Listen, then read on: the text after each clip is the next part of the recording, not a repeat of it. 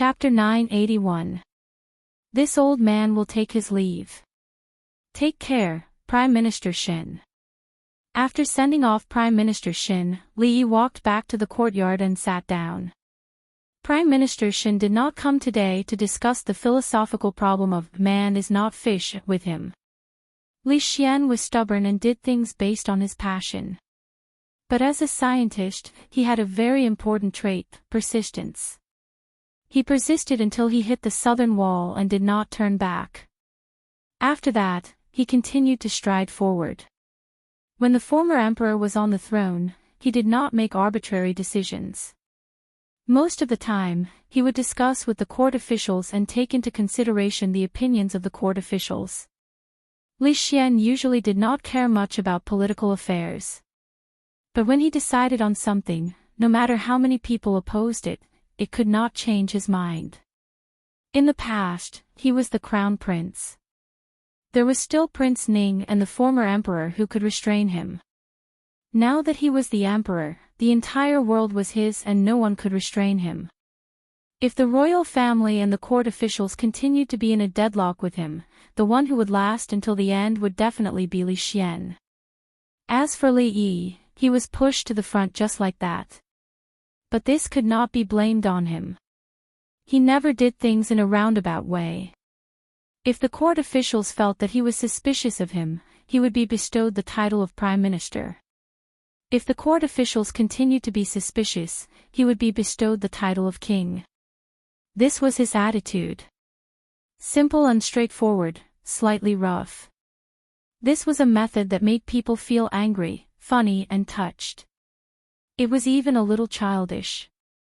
Of course, this kind of childishness was not a good thing when it appeared on the ruler of a country.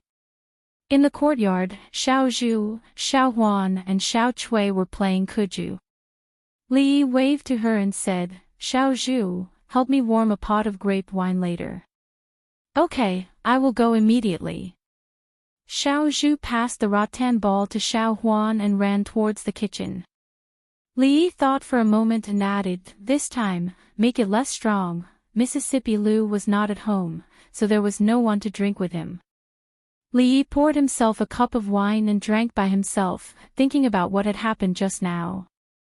In another direction, Rui withdrew her gaze and said in a low voice, "Even though he has been conferred the title of king, my husband is still not happy." Ruoqing had a worried look on her face as she said, "This time, he was conferred the title of Jiang of Silla. It seems to be a great favor, but too much may not be a good thing." After His Majesty ascended the throne, the Li family had already made many people afraid.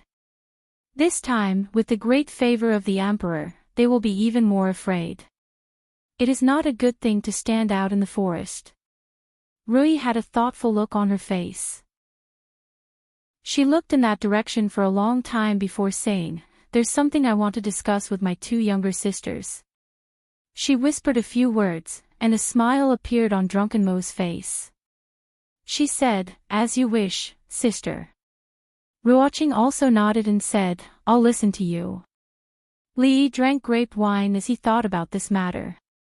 Before the previous emperor died, he had given Emingzu and Li Xian to him to watch over the court and the world. Later, he had Chang to bring a message for him to take care of Yongning and Shaoning. He was not their nanny, so what right did he have? At that time, he had been blinded by greed and agreed to take care of Yongning, Shaoning, and Emingzu. This was what he should do. Take care of Li Xian, who asked him to be his only good brother. He accepted it, but to ask him to take care of the entire court and the world was a bit too much. At first, he had thought that a gentleman's word could not be retracted. If he wanted to take care of them, then so be it. But now, he wanted Li Xian to sit firmly in this position. The ruler and officials were in harmony, and the court was stable. He also wanted to stay in Jingdo and watch over the world of the Li family for him. These two matters conflicted. Up until now, he still hadn't thought of a suitable solution. A sliver of indignation rose in Li Yi's heart. The old emperor, oh, the old emperor. Did he lie to his daughter or something? Before he left, he still had to trick him. He frowned and reached for the wine pot, but he caught nothing. Rui picked up the wine pot and filled his cup to the brim. She also poured a cup for herself. Looking at him, she smiled and said, "Let me drink with you." Rui usually didn't drink, not even grape wine. Other than that one time when she was pestered by Li Yi to make up for it, she had never taken the initiative to drink. Surprised, Li Yi clinked his cup with hers. She took a small sip before looking at Li Yi and saying, "There is something I want to discuss with you." Rui didn't use this kind of tone and expression to talk to him. Li Yi asked in confusion, "What is it?" Rui looked at him and said, "I want to go out for a walk." Hearing this, Li Yi was stunned. He then stood up and said, "I want to go out for a walk with my wife. I'm not talking about outside the house." Rui shook her head and said, "I'm talking about outside the capital. After staying in the capital for so long, I'm a bit bored. I want to bring my husband, Duaner, Rui, Xiaohuan, and my 2 younger sisters out to play for a few days and see the scenery. The last time I went out with my husband was more than 2 years ago." Rui rarely took the initiative to make a request of him. Li Yi thought for a moment and didn't think for long. He nodded and said, "Okay." The world was so big. If Rui wanted to go out and see, he naturally had to accompany her. However, this way, he would probably have to go back on his promise to the old emperor. Forget it. If he went back on his promise, then so be it. At most, the next time they met, he would let him kick him a few times to vent his anger. He looked at Rui and asked, "Wife, where do you want to go?" "Of course, my husband." Li Yi nodded and asked again, "Then when are we leaving?" Rui thought for a moment and said, "We have to leave some time to prepare. Why don't we leave at the beginning of next month?" There was still more than half a month until the beginning of next month. There was enough time to prepare. Li Yi stood up and let out a long sigh of relief. This trip would probably take a long time. There were some things he needed to explain to the old madam. The brothels and shops in the capital had to be arranged properly. The brothels and shops had already formed a system. He didn't need to interfere too much. Even if he left for a year or 2, they would still be able to operate normally. There was no need to worry too much. As for where to go this time, he needed to think carefully. Li Yi sat in the courtyard thinking. Mississippi Lu carried a small wine jar and sat opposite him. Mississippi Lu always drank from a bowl. Li Yi poured himself a bowl of wine and asked, "How has Lu Meng been recently?" Mississippi Lu replied casually, "Same as usual." Li Yi asked again, "Any news from the fringe?" Mississippi Lu said casually, "For the past 2 years, Lu Meng has been sending people there. They have conquered some territories. It's considered some achievements." If Mississippi Lu used some achievements to describe it, it must be more than just some achievements. Back then, he just happened to pass by there and arranged something. He didn't think much about it. Now, it was an unexpected gain. Thinking of something, Li Yi suddenly asked, "Rui, do you have any particular place you want to go?" "No." Mississippi Lu shook her head. "Think about it carefully." Li Yi looked at her and said, "When you were young is fine too. Do you have any places you want to go, things you want to do, or ideals?" "When I was young," Mississippi Lu thought for a moment and looked at him. She asked, "Does becoming the king of bandits count?" "Yes." Li Yi was stunned. Then, he looked at her and murmured, "King of bandits, what a coincidence." Mississippi Lu looked at him and asked, "You wanted to be the king of bandits when you were young?" Li Yi thought for a moment and nodded. "More or less." Chapter 982. 2 tigers cannot share one mountain. In this world, there can only be one person who can become the king of bandits. Unless it's a male tiger and a female tiger. Unless one of them is a woman who wants to be the king of bandits, and the other is a man who wants to be the king of bandits.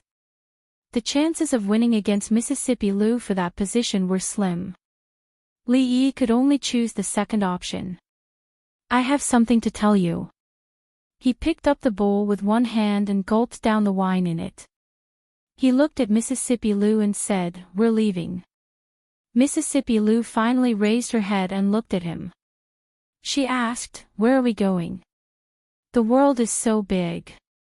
While we're still young, how can we not go out and see the world? Li Yi looked at her and said, Haven't we achieved some results in the fringe? Why don't we go there with Lu Meng and occupy all the mountains there? We will unify all the bandits in the fringe. Those who submit to us will prosper, and those who oppose us will perish. Whoever dares to resist will be beaten up until they stop resisting. This way, not only will we rid the people of evil, you will also realize your childhood dream. This news was a little sudden. Mississippi Lou was stunned for a moment. Then, she looked at him and asked, Really? Of course. Why would I lie to you? Li Yi shook his head and said, When we unify the fringe and consolidate the forces there, we will go to the Wu Kingdom. Isn't your disciple rebelling in the Wu Kingdom? We'll help her drag that dog of a king of the Wu Kingdom down from the throne. What do you think? Mississippi Lou glanced at him and asked, You're not going to be the Jiang of Silla. Li Yi waved his hand and said nonchalantly, What Jiang of Silla? How is Jiang of Silla more important than realizing your dream? Mississippi Lou thought for a moment and nodded. I think your suggestion is good. Sir, I just heard Sister Rui say something about leaving. When Li Yi was packing things in the room, Shanning held Yongning's hand and walked in from outside. She asked, Are you going out to play? Where are you going? For how long? I'm going to a very far place. Li Yi shook his head and said, I don't know how long I'll be gone. Shanning looked at him and asked, Just like last time. Yongning clearly remembered what happened last time. She walked over and hugged Li Yi's arm. She begged in a soft voice, Brother, I want to go too. Don't leave Cindy behind. Li Yi carried her up and said with a smile, Of course I have to bring Cindy along. Shanning looked a little hesitant as she asked, Is it as long as the last time? Maybe a little longer than the last time. Li Yi looked at her and asked, Bing Ning, do you want to go? If it's that long, Mother won't agree. She showed a hopeful look on her face, but in the end, she could only shake her head gloomily and said, I'll wait at home for you to come back. Li Yi nodded. She had a distressed look on her face and murmured, Next time, when I grow up, you must bring me along when you go out to play. Okay.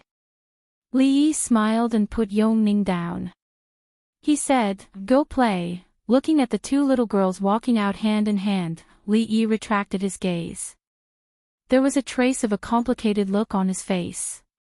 The lake in the academy had now become the most popular place in the 3 academies. The lakeside was filled with green plants, and the bluestone road was paved with long benches for people to rest on. It was the first choice of the academy's students for their morning recitation. It was now class time, and there were not many people in the academy. On the bluestone road, Li Yi, Li Xian, and Emingzu walked side by side. Because of their identities, the former 3 heroes of the capital were no longer addressed as such. Li Xian turned his head and looked around. He sighed and said, In these 2 years, the capital has changed a lot. Thinking back to when I first came to the capital, I really can't recognize it. This sentence should not be said by him, because the people who had caused these changes in the capital were here. In these 2 years, they had almost turned the capital upside down. They had built the 3 academies, fought against the king of Shu, fought against the Cui family, and overcome all kinds of obstacles in the court. They had implemented a new system, and had established the current situation in the capital. Li Xian did not feel that it was shameless to say this. He said as he walked, In a few days, I plan to expand this place and build a few more academies. The Academy of Sciences should also be divided. By then, you can give me some ideas. I will leave the capital for a while. What do you think about merging the School of Mathematics into the Academy of Sciences? But Han might not be willing. Li Xian was startled. He looked at Li Yi and asked, "What did you just say?"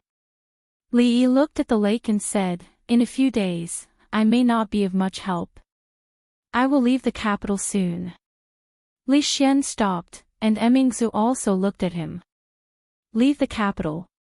Li Xian looked at him and asked in disbelief, "If you leave, what about your family's brothel and shop in the capital?" Li Yi looked at him strangely and asked, "I will only go out to play with Rui and the others." "What brothel and shop?" "Speaking of the brothel and shop, you have to help me keep an eye on them while I am away. Don't let anyone bully them, you are now the Jiang of Silla. Who would dare to cause trouble for your family's brothel and shop?" Li Xian frowned and said, "Why are you suddenly leaving? My wife said she was tired of staying in the capital and wanted to go out for a walk. What can I do?" Li Yi shook his head and said, "Besides, there is no point in staying in the capital all the time.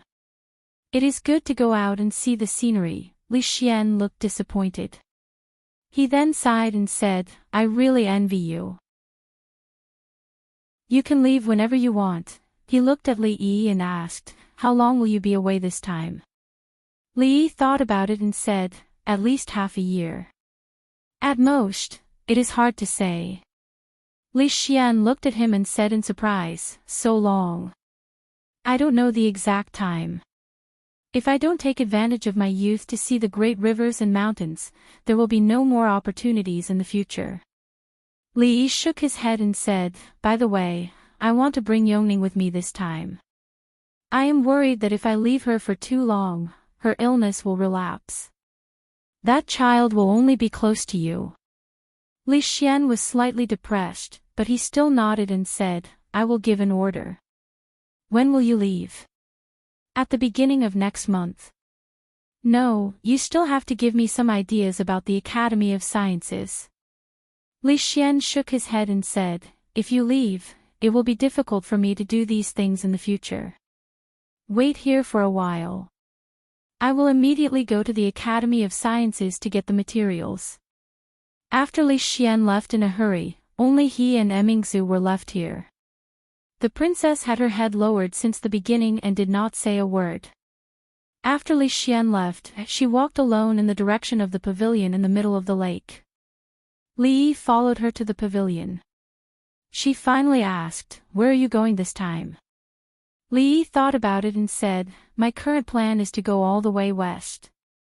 I will first go to Qing and Prefecture, and in the end, I will probably go to Shuzhou." Emingsu suddenly looked up at him and asked, "Are you coming back?" "How is that possible?" Li Yi said with a smile. He looked into her eyes and then lowered his head. The two of them fell into a long silence. Emingsu did not ask any more because she knew why Li Yi had left. As long as he was still in Jingdou, the conflict between Li Xian and the officials would not be resolved. If a prince who was favored by the emperor and had power greater than the heaven stayed in Jingdou, countless people would not be able to sleep at night. He chose to leave for Li Xian. If he still wanted to come back, he would not think about leaving. After an indeterminable amount of time, Li Yi finally raised his head. Seeing her serious expression, he reached out to tug at the corner of her mouth and pulled out a smile. He said with a smile, "Of course I will come back." "You are still here, how can I not come back?"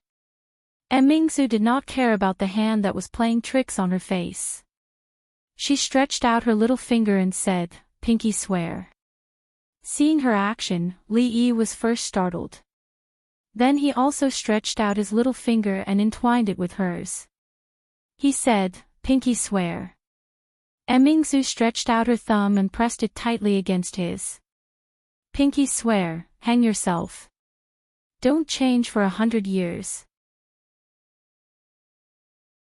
Chapter 983. The capital is not peaceful these days. It's good for you to go out for a walk. The old madam hugged Li Duan and sighed. But Duaner is still so young. Will he be able to endure such a long journey? Li Yi comforted her. It's a slow journey. There's no rush. The journey was long, and it was inevitable that the horses and carriage would be tired. However, the Li family's carriages were specially designed and had good shock absorption. In terms of comfort, even Li Xian's imperial carriage could not compare, so it was not a big problem. Every time you go to a place, write a letter to Grandma. The old madam looked at him and warned him. I don't know how long my old bones can last. I'm afraid I won't see the day Dwayner grows up. Li Yi shook his head. Master Tan Yin said that Grandma's body is healthy. It's not difficult for you to live to 100 years old. You will definitely see that day. I don't ask for a long life. I'm already satisfied to see you all well. The old madam sighed again. This trip will not be short. You will have to personally visit some manors. Li Yi nodded. I know. With his current identity and status, as well as his connections in the capital, even if he left, he could not leave quietly. He could not go on a trip with Rui like last time. Moreover, the meaning of this departure was completely different from the last time. Qin Manor. An old man in a plain gray robe personally brewed a cup of tea and handed it to the opposite side. He shook his head. I thought that the court was now clear and bright and talented people were emerging. I didn't expect that there would still be so many short-sighted people. They are muddle-headed. After Prime Minister Qin resigned, he became more spirited. He had just chatted with him and learned that after the old man resigned, he drank tea and listened to the opera every day. This old man who had worked hard for the country for a lifetime, although he could not be said to be happy in his later years, at least he had some leisure. He had acted on the stage for a lifetime. Now, it was time to sit down and listen to the opera. Li Yi took a sip of tea and smiled. It's rare for a person to be muddle-headed in this lifetime. Prime Minister Qin shook his head and said, I know that the reasons His Majesty used to grant you the title of king are not everything you have. They lost a chance to sweep away all the countries and unify the world. Li Yi smiled and drank his tea, lowering his head in silence. It's so difficult that I'm confused. The old man stood up and said, Let's go. This Jing kingdom can't keep you here. I want to go out for a walk as well. If I walk more after eating, perhaps I can live a few more years. Let's see how far you can go.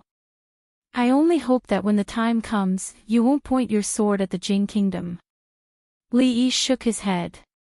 Prime Minister Qin, you worry too much. I'm no longer Prime Minister Qin. The old man smiled and said, It's rare to be muddle-headed. He walked out of the door with the help of his walking stick, followed closely by an old servant. When Li Yi walked out of Qin Manor, he saw a few figures walking towards him. Be careful. Qin he supported a woman and carefully walked up the steps. The woman's belly was slightly bulging, indicating that she was pregnant. The woman's face was somewhat familiar. Li Yi quickly remembered that she was Lady Shuang's older sister, the girl called Lin Qin, who had cried out in front of the Ministry of Justice. Help Madam inside first. Qin he ordered the two servant girls behind him, turned around, bowed, and said, This commoner greets Jiang of Silla. A man stood behind Qin he. When he saw Li Yi, his eyes revealed joy. Li Yi nodded slightly. When he passed by them, he paused and asked, With your courage and ability, have you never thought about becoming an official in the court and reviving the Qin family? Becoming an official in the court. Qin he smiled and then said, Becoming an official in the court is boring, and reviving the family is even more boring. How can it be as free as being a commoner? Your Highness Jiang of Silla, what do you think? Li Yi turned around and looked at the woman who had already gone far away. He raised his hand slightly and said, Congratulations in advance. Thank you, Your Highness. Fong sat in the carriage and asked, Son-in-law, where are we going now? In the capital today, there were not many mansions that were worthy of him personally visiting. Li thought about it and said, to General Shue's manor. Although old General Shue's address had the word old in it, other than the white hair on his head and the wrinkles on his face, he had nothing to do with the word old. When Li Yi and Fang walked in, he was bare-chested and running around the courtyard with 2 huge stone padlocks in his hands. When he saw Li Yi enter, he looked around and frowned. You brat, you really don't know the rules anymore. How can you not bring a gift when visiting the Venerable One's house? Li Yi waved his hand and said, I'm only here to see if old General Shue is still healthy. I'm not here as a guest. It seems that old General Shue is still strong despite his old age. I'll take my leave now. You still want to leave? What kind of place do you think the Shue Manor is? You can come and go as you please. Old General Shue threw over one of the stone padlocks in his hand. Li Yi caught it and threw it to Fang behind him. He turned around and said, the Shue Manor is a general's manor, not a bandit's lair. There's no need to be so overbearing, right? Old General Shue grinned and said, you don't say. My old Shue family's ancestors were indeed bandits. They followed the founding emperor to conquer the world and became a general. That's a coincidence. Li Yi smiled and said, my ancestors were also bandits. We're both bandits, but the difference is really big. Old General Shue looked at him with eyes that shone brightly. He said, I've long said that you are suitable for the army. I didn't think that your skinny arms and legs would hide so deeply. He then looked at Fang, who was tossing the stone padlock around like it was a rock. He said in surprise, if this was on the battlefield, he would be able to fight against 10 soldiers. Why, are you interested in joining the army? This old man can guarantee that within 2 years, you will at least become a chiliarch. Although old General Shue was a sly old fox, he was still not good enough to fool Fang. He was much more interested in being a bandit than a chiliarch. Within 2 years, he might be able to borrow the heads of 2 chiliarchs to play with. Let's talk about this in the future. Li Yi shook his head and said, I'm here this time to bid you farewell. Farewell. Old General Shue was startled, and the smile on his face gradually disappeared. He turned around and ordered a servant of the Shue Manor, go, call old Ma and the others over. The generals' residences were not far from each other. Back when the imperial court divided the houses, the civil officials and military officials were separated very widely. Not long after, the few old generals appeared in the main hall of the Shue Manor. Old General Ma sighed and said, His Majesty's insistence on conferring the title of king to you is indeed somewhat inappropriate. Otherwise, the situation would not have turned out like this. Li Yi shook his head and said, It's not just because of this reason. I have more important things to do. Old General Shue turned to look at him and asked, What important things? Li Yi shook his head and did not reply. Let's not talk about this. Let's drink. Old General Ma slapped the table in annoyance and said, Let's not talk about these **tea matters. Go and do whatever you want to do. Don't worry, with us old fellows in the capital, we will definitely protect the Li family. Li Yi came to visit these old generals with this intention. His only family was not afraid of anything, but the old Mistress Li family was different. With the double insurance of Li Xian and these old generals, he could only leave with peace of mind. He raised his wine cup and said, Let me toast to the generals. Old General Shue waved his hand and said, At this time, you brats still want to play tricks. Toast to this old man first. Old General Ma said angrily, Old Shue, why should I toast to you first? Is your face bigger or that thing bigger? Old General Shue said mockingly, In terms of face, this old man can't compare to your horse face. In terms of that thing, who has this old man been afraid of? Why don't we compete? I'm afraid of you. Li Yi hurriedly pulled the two of them apart and said, Didn't we compete last time?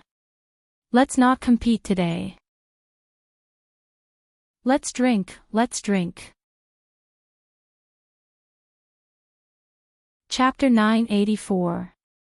Even though Li Yi's alcohol tolerance had increased significantly during this period of time, he was still no match for these old generals who valued alcohol as much as their lives. This was especially so when the few of them added up. After a round of toasting, he realized that he could not drink anymore. Thankfully, his alcohol tolerance had increased, and so had his alcohol tolerance. When he was drunk, he would just sleep. He would not act like a hero when he was drunk, nor would he talk nonsense when he was drunk. He would also not forget what had happened when he woke up. Of course, when he was drunk with Mississippi Liu and Emingsu, there was no way of knowing what he had told Mississippi Liu and what he had promised Emingsu. My alcohol tolerance is too high. Old generals, please continue. I'll take my leave first. If he drank any more, he would be a little drunk. Li Yi wobbled and bade farewell to the few of them. With Fang's support, he walked out of the Shui manor. Seeing him walk out, old General Shui sighed, shook his head, and said, "This child. He's a good child." Old General Ma revealed a gratified expression. It's the Jing Kingdom's fortune that His Majesty has such a confidant. Old General Shui suddenly picked up a wine jar and took a big gulp, scolding, "That bunch of trash. What do they know?" Old General Ma crushed the wine bowl in his hand and said fiercely, "After this, if anyone dares to cause any more trouble, no matter who they are, I'll skin them personally." The killing aura of an old general who had killed his way out of a mountain of corpses and a sea of blood was extremely strong. The two servants of the Shui clan at the door shuddered and silently moved further away. After walking out of the Shui manor's door, the hazy look in Li Yi's eyes disappeared. Fang let go of him and asked, "Son-in-law, where should we go next?" "Go." Li Yi gave it some thought and suddenly realized that there was no place in the entire capital that was worth him going to. He fell silent for a moment before saying, "Qin Clan's cloth shop." "All right. Qin Clan's cloth shop." Chen Chong looked at the young man who was limping into the shop and said, "Prince Axayan, what are you doing here?" During the time of the national mourning, many of the princes rushed back to the capital. Now that the mourning period was over, the princes who stayed in the capital were already rushing back to their fiefs. Prince Axayan had been attacked by the holy religion and had injured his leg, so he had been recuperating in the capital. He was the only exception among all the princes who had come of age. Over the past few days, Prince Axayan came here every day. However, he did not create trouble and merely bought a piece of cloth every day. But the calmer he was, the heavier Qin Chong's heart became. "What's wrong? Don't tell me you're picky about who you sell your cloth to." Prince Axayan limped around the shop, looked at Qin Chong, and asked, "You don't wish to sell it to I?" Qin Chong bowed. "Of course not. Don't worry, I's only here today to buy cloth."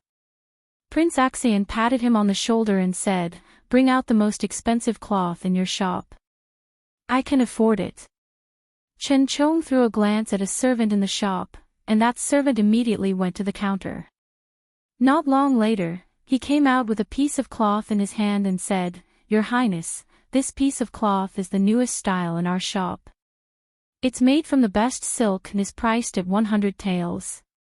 A guard took the piece of cloth and handed it to Prince Axayan.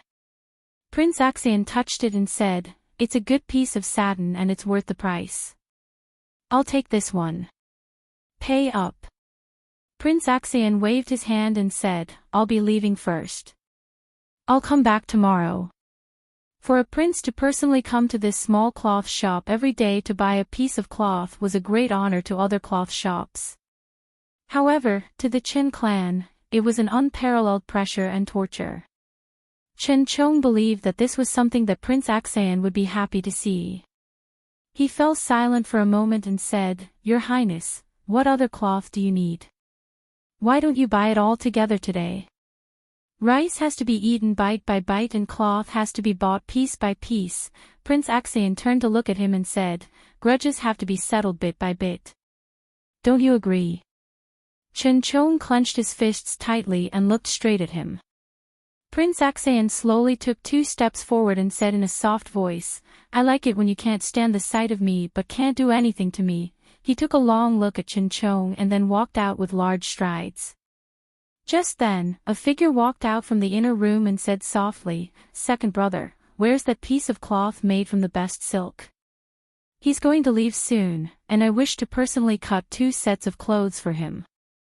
Chen Chong's countenance changed and he quickly walked over, saying, Miao Yu, your body hasn't recovered yet.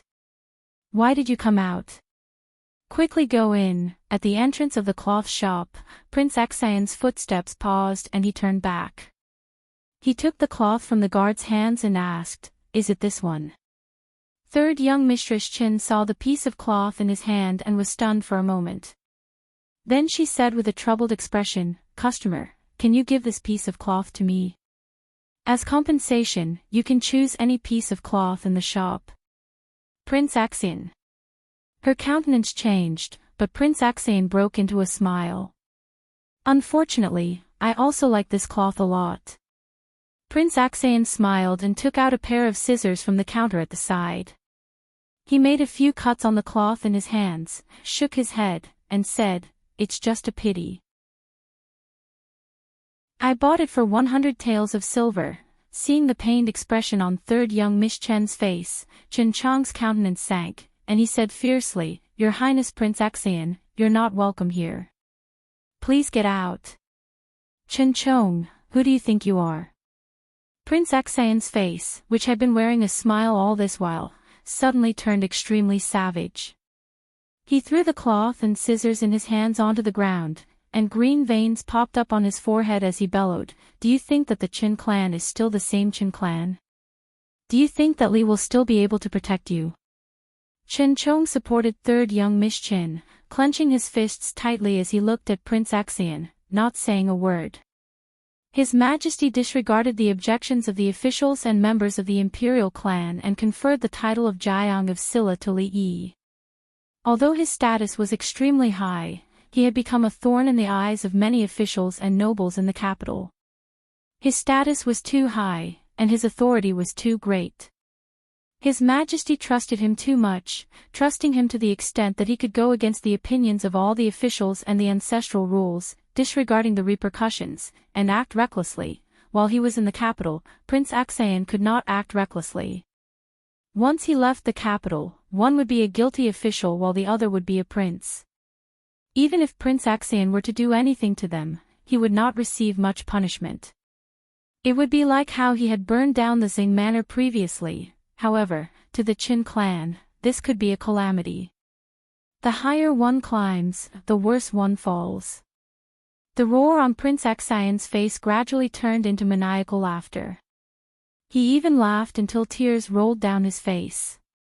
Jiang of Silla. Does he think that he's a prince just because His Majesty conferred him the title of Jiang of Silla?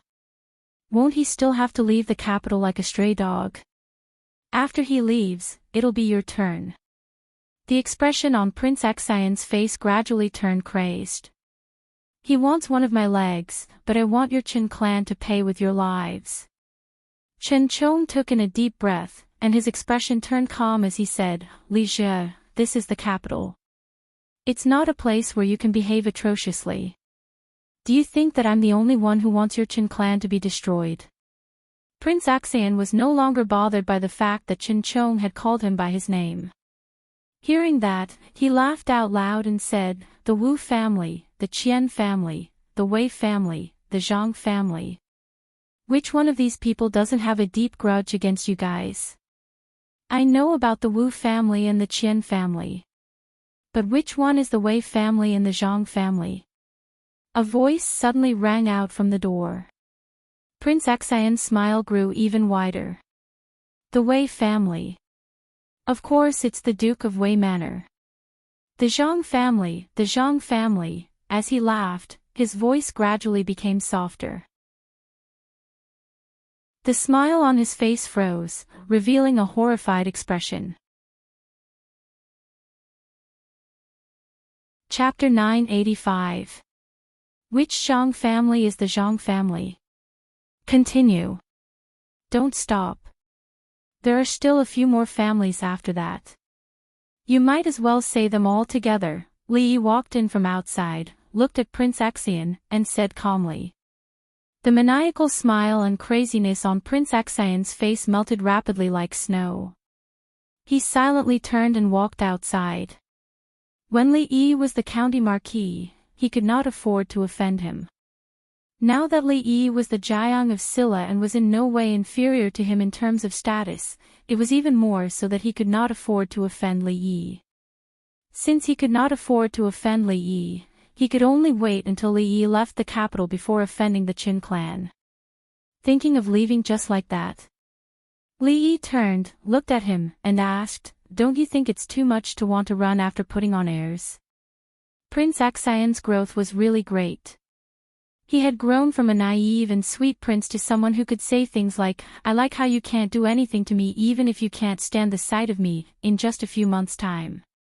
Seeing that Prince Axian did not reply at all, neither did Prince Axian fly into a rage, nor did he ask him what he wanted, but Prince Axian simply walked out of the door. Li Yi was even more certain that hardships could really make one grow.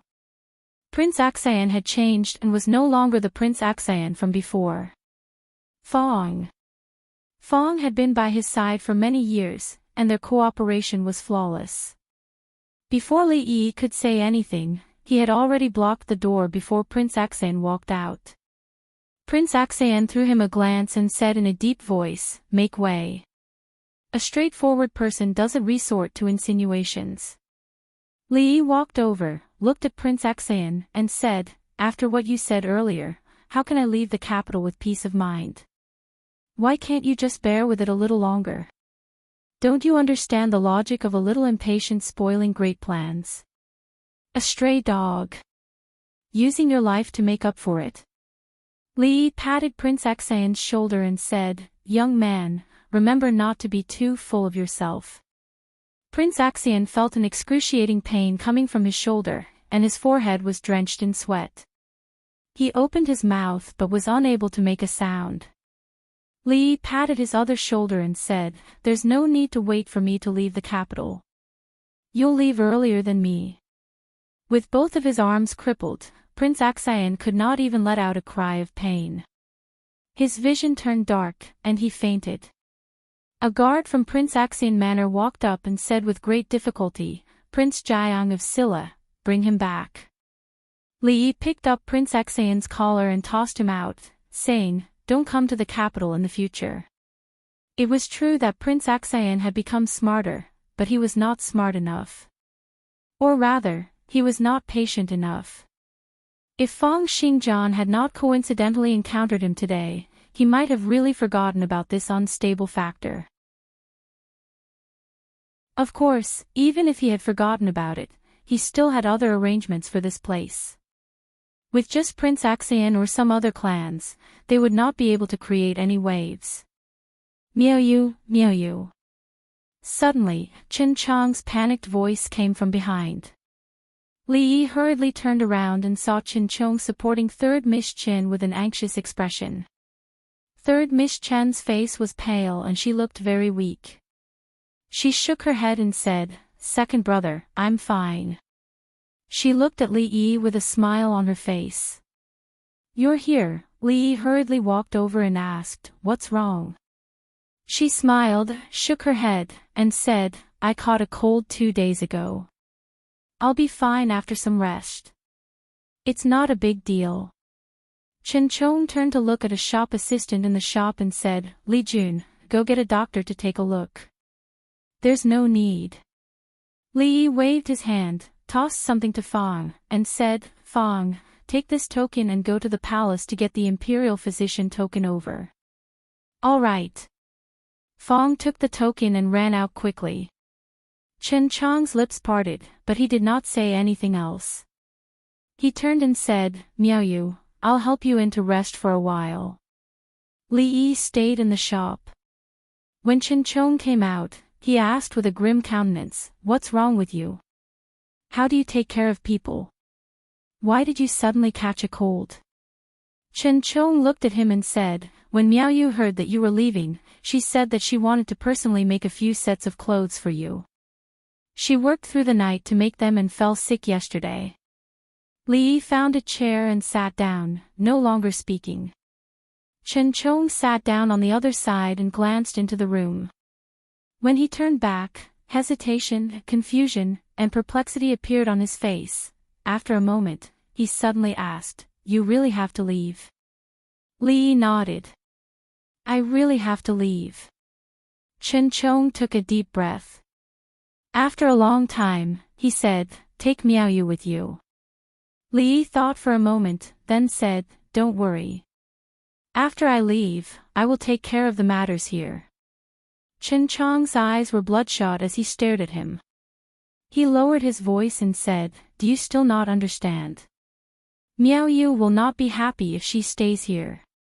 Li Yi's eyes widened and he said angrily, "Why don't you try being fierce again?"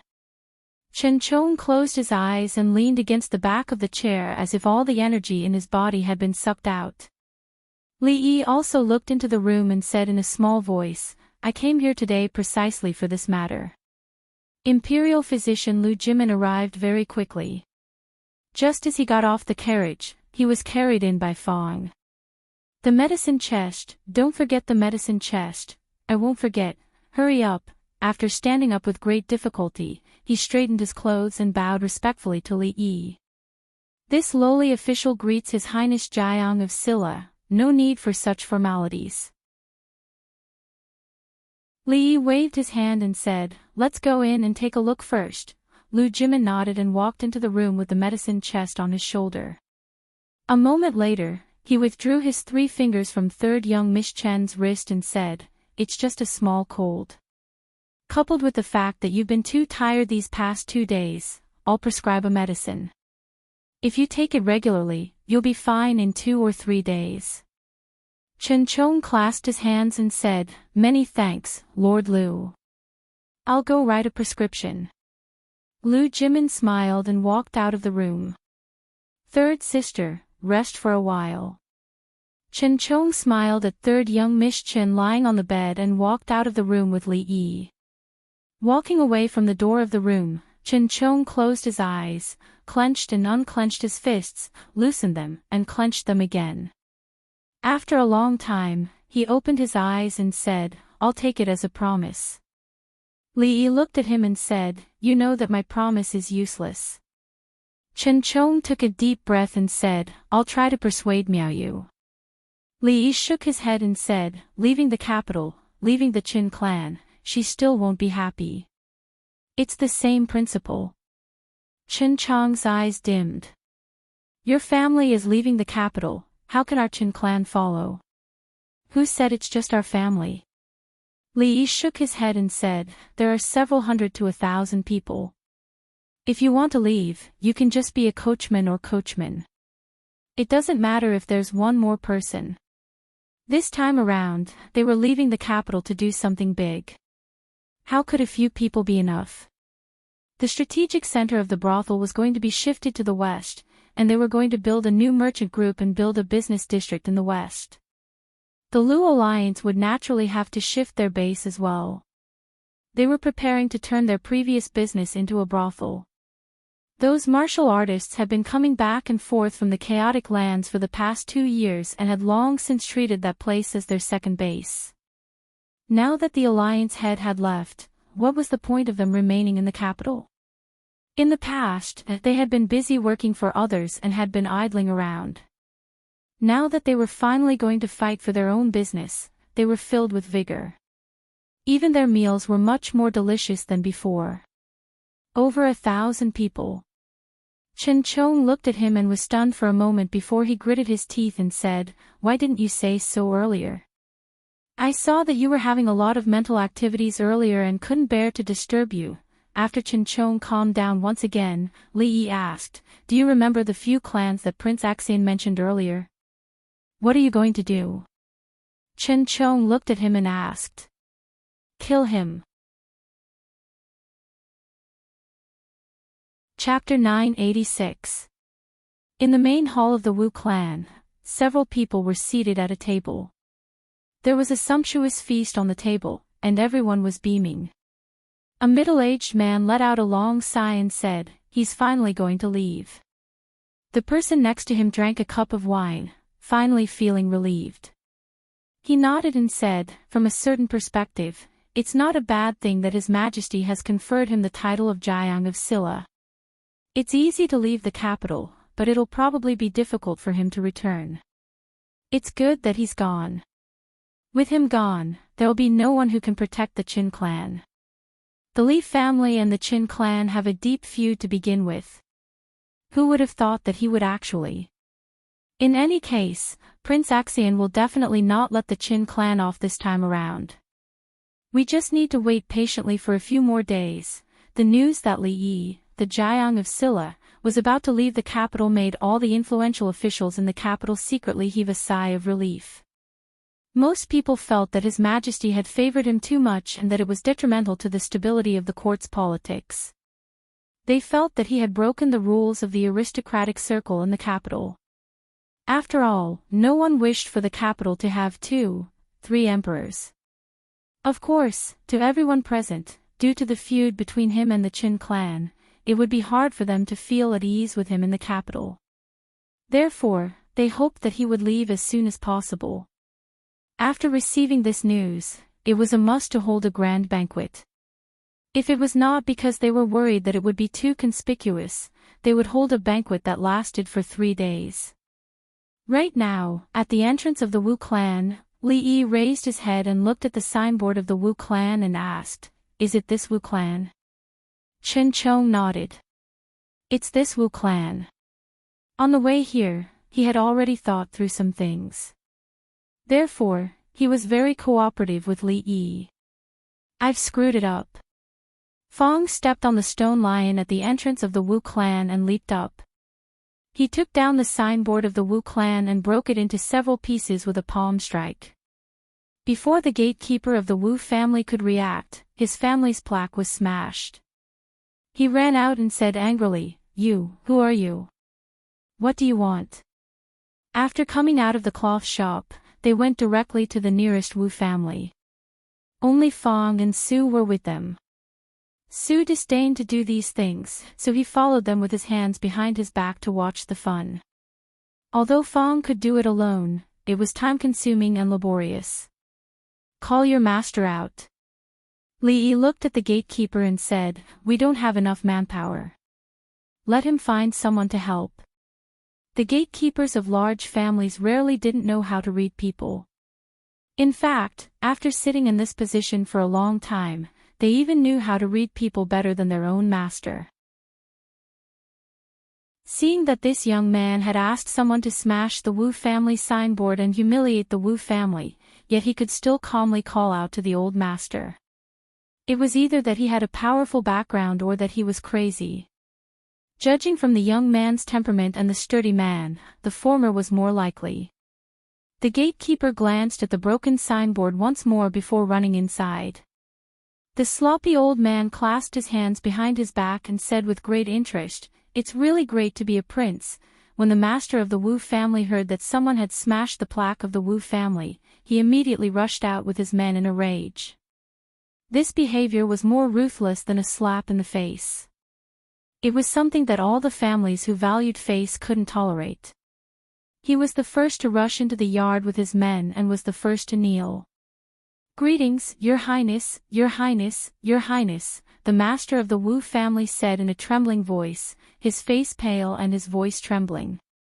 Unless it was a special occasion, such as the coronation of a new emperor or an important ceremony, officials didn't have to kneel when they saw the emperor. Naturally, they didn't have to kneel when they saw the prince. However, the master of the Wu family still knelt because his legs were so weak that he couldn't stand up.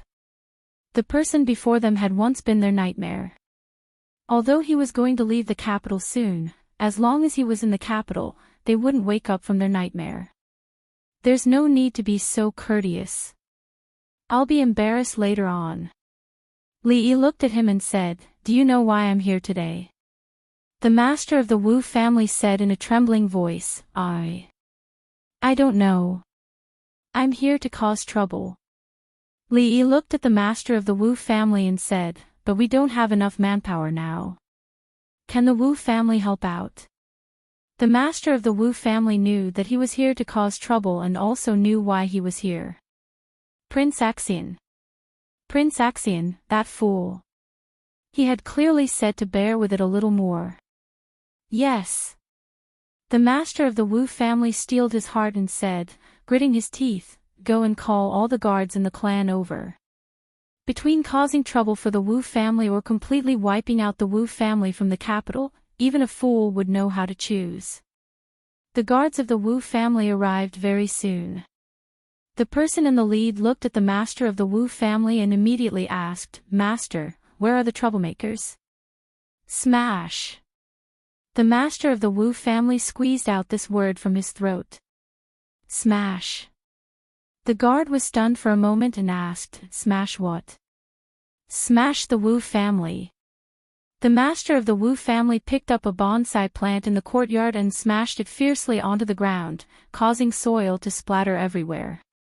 He looked at the guard and asked, Smash it like this, understand? Old master. The guard looked at the master of the Wu family in a daze, feeling both surprised and doubtful. Could his old master be? Could he have gone crazy? Seeing that the guard was still standing there in a daze, the master of the Wu family kicked him fiercely and said furiously, Hurry up. If you're not going to make a move, pack up your things and scram. The guard swallowed his saliva again, looked behind him, and said to the crowd, Did you hear that? Smash it. Fong pointed to the inside of the room and said, and inside, the master of the Wu family kicked another guard and said loudly, Go inside and smash it. Fong reminded him, Pick the expensive ones and smash them. The master of the Wu family had a pained expression on his face. He gritted his teeth and said, Pick the expensive ones and smash them. Thus, the servants of the Wu family discovered a very strange scene. With their old master taking the lead and the guards, they smashed everything they could see in the house. The old master tore his favorite painting and smashed the vase he had bought with a lot of money a few days ago. The coral he had just smashed was worth 5,000 taels of silver. In the end, when there was nothing else to smash, their old master finally reached out his evil hand to the innocent tables and chairs. The Wu family was already in a mess. After searching around the house, they really couldn't find anything to smash. The master of the Wu family panted heavily and walked quickly to Li Yi's side. He asked carefully, Your Highness, look, is it okay? It's not bad. Li Yi nodded and said, Let's forget about this matter. Tomorrow, you can resign and retire. You don't need my help, do you? The master of the Wu family hurriedly shook his head. No need, no need. The people behind him watched with fear in their hearts. Sir Wu was in the prime of his life, and it was the time when his career was the smoothest. For him to resign and retire at this time, resigning and retiring at this time was already the best ending. If he needed Jiang of Silla's help to resign and retire, the ending might be a little different. Resigning and going to prison, resigning to a desolate place 1,000 li away, were all things that couldn't be more normal. Anyone could see that Jiang of Silla was venting his anger. He wasn't targeting the Wu family. He was targeting all the officials and nobles in the capital. The matter with the Qin family was just a prelude. He was establishing his might, and he was also intimidating. He was intimidating those who wanted to make a move after he left the capital. This was also the first time he was establishing his might after being conferred the title of Jiang of Silla. Only now did they realize that Jiang of Silla was Jiang of Silla. Before he became Jiang of Silla, the Cui family had offended him. The Cui family had fallen, and the king of Shu had offended him. The throne that had been in his hands had flown away. Now that he was already a prince, there were actually people who thought that this was the end of his road. Fong walked around the Wu family and asked Qin Chong, "Old Qin, where to next?" "The Qian family." Qin Chong thought for a moment, then said to a person watching nearby, "Sir Qian, please lead the way." Chapter 987. Sir Qian, please lead the way. Qin Chong's words caused the expression of a middle-aged man in the crowd to change. The Qian family and the Qin family had some old grudges. Of course, at that time, the Qin family was still a big tree in the imperial court. The Qian family spent a lot of money and connections to get an important position with great difficulty, but it was replaced by a member of the Qin family.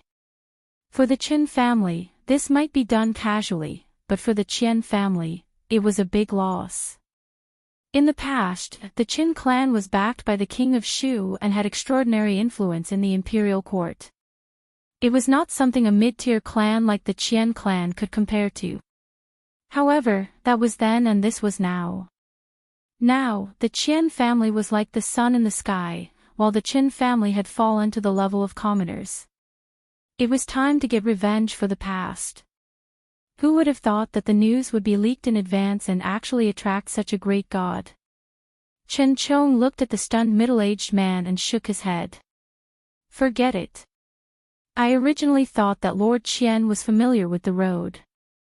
Since Lord Qian is unwilling, we'll go ask a few passers-by." "Wait." The middle-aged man walked out from the crowd and said in a low voice, "I'm familiar with the road, there's no need to trouble others. Marquis Wei, Assistant Minister Zhang, do you want to go together?" Qin Chong looked at the people in the crowd and said, "In a while, I will have to trouble you." Even he himself felt that he was very arrogant when he said that. Even when the Qin family was at its peak, he had never been so arrogant. However, at the thought of what Prince Axayan had said earlier, "Pay with your life," the flames in his heart that had been extinguished with great difficulty reignited once again. He only wanted these people to lead the way. What they wanted was the Qin family's life. Was this too much?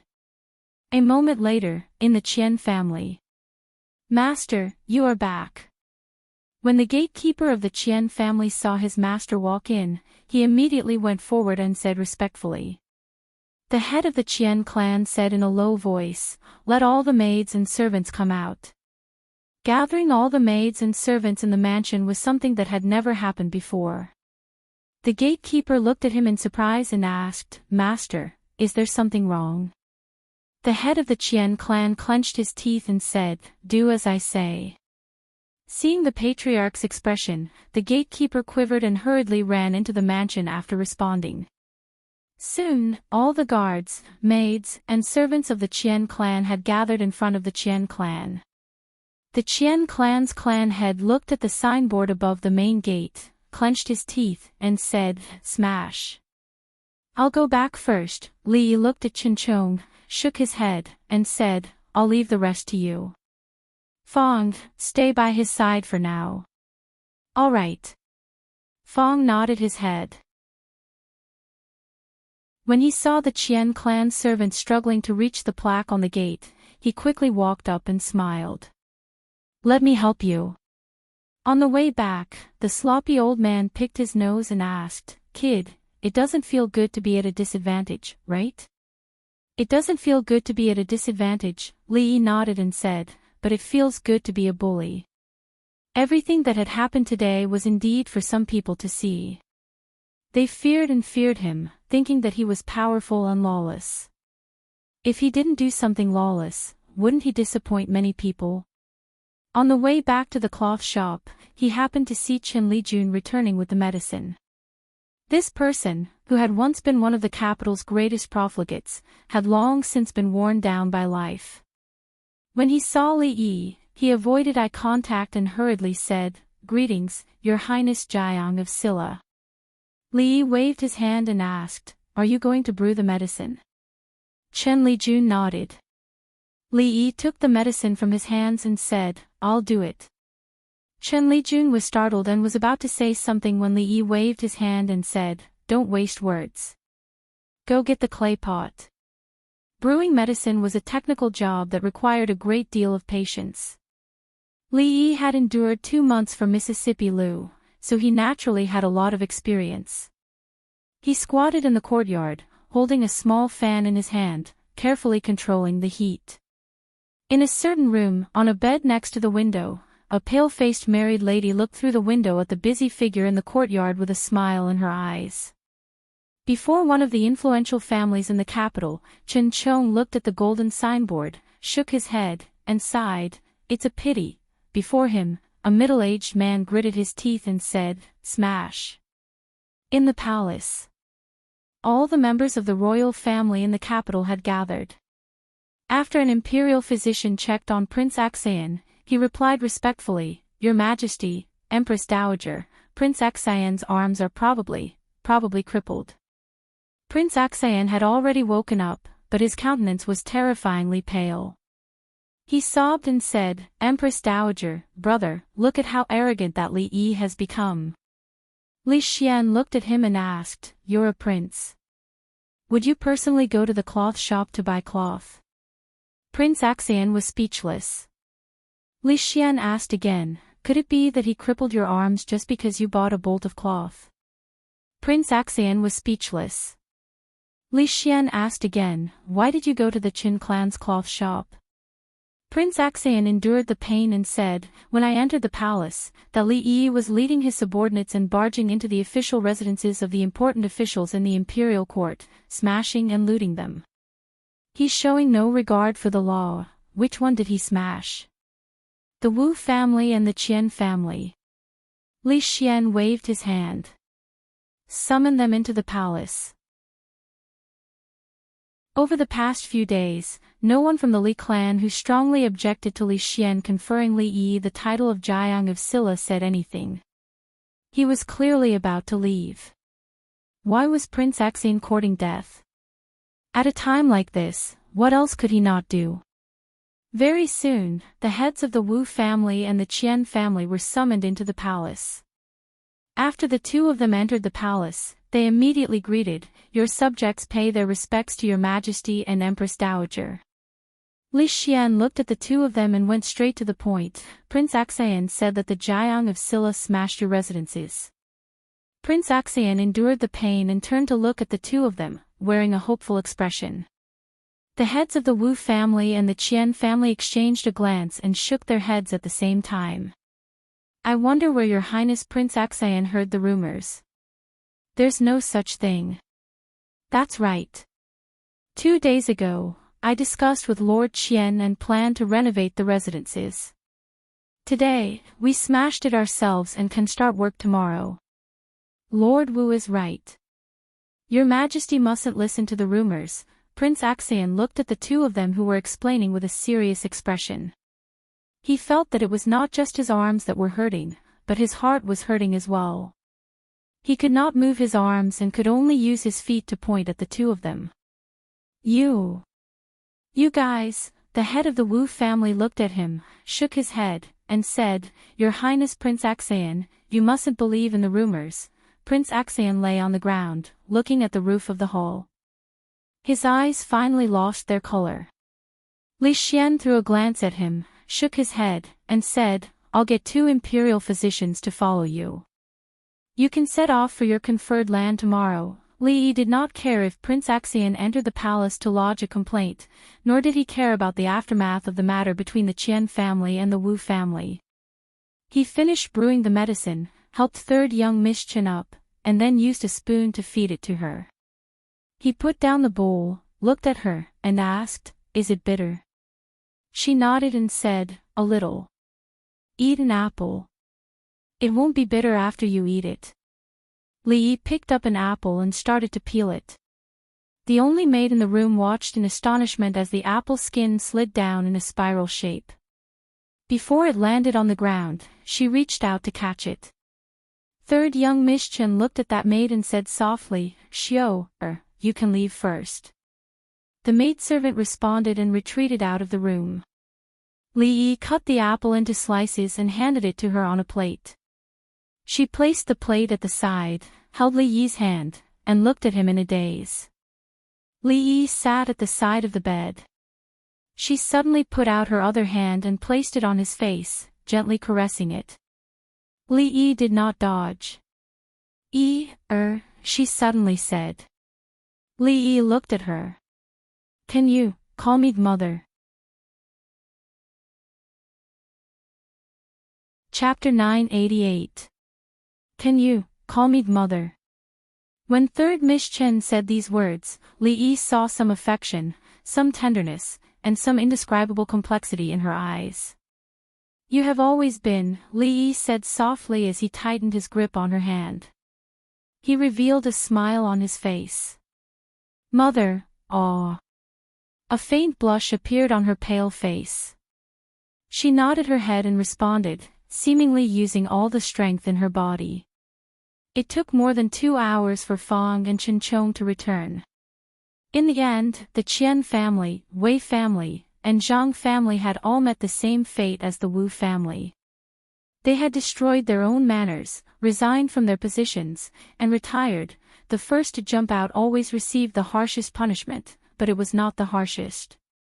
If they left the circle of the nobility in the capital and left the court, they could still become a wealthy official. At the very least, their clans could be preserved. After today, if there were still people who did not know the difference between life and death and jumped out, then he would not give them any leeway. Li Yi looked at Chen Chong and said, make preparations. We will leave at the beginning of May. It was no longer suitable for the Qin family to remain in the capital. Although Chen Chong did not like him and he did not like Chen Chong, he could not make his godmother sad. This time, he could count him in.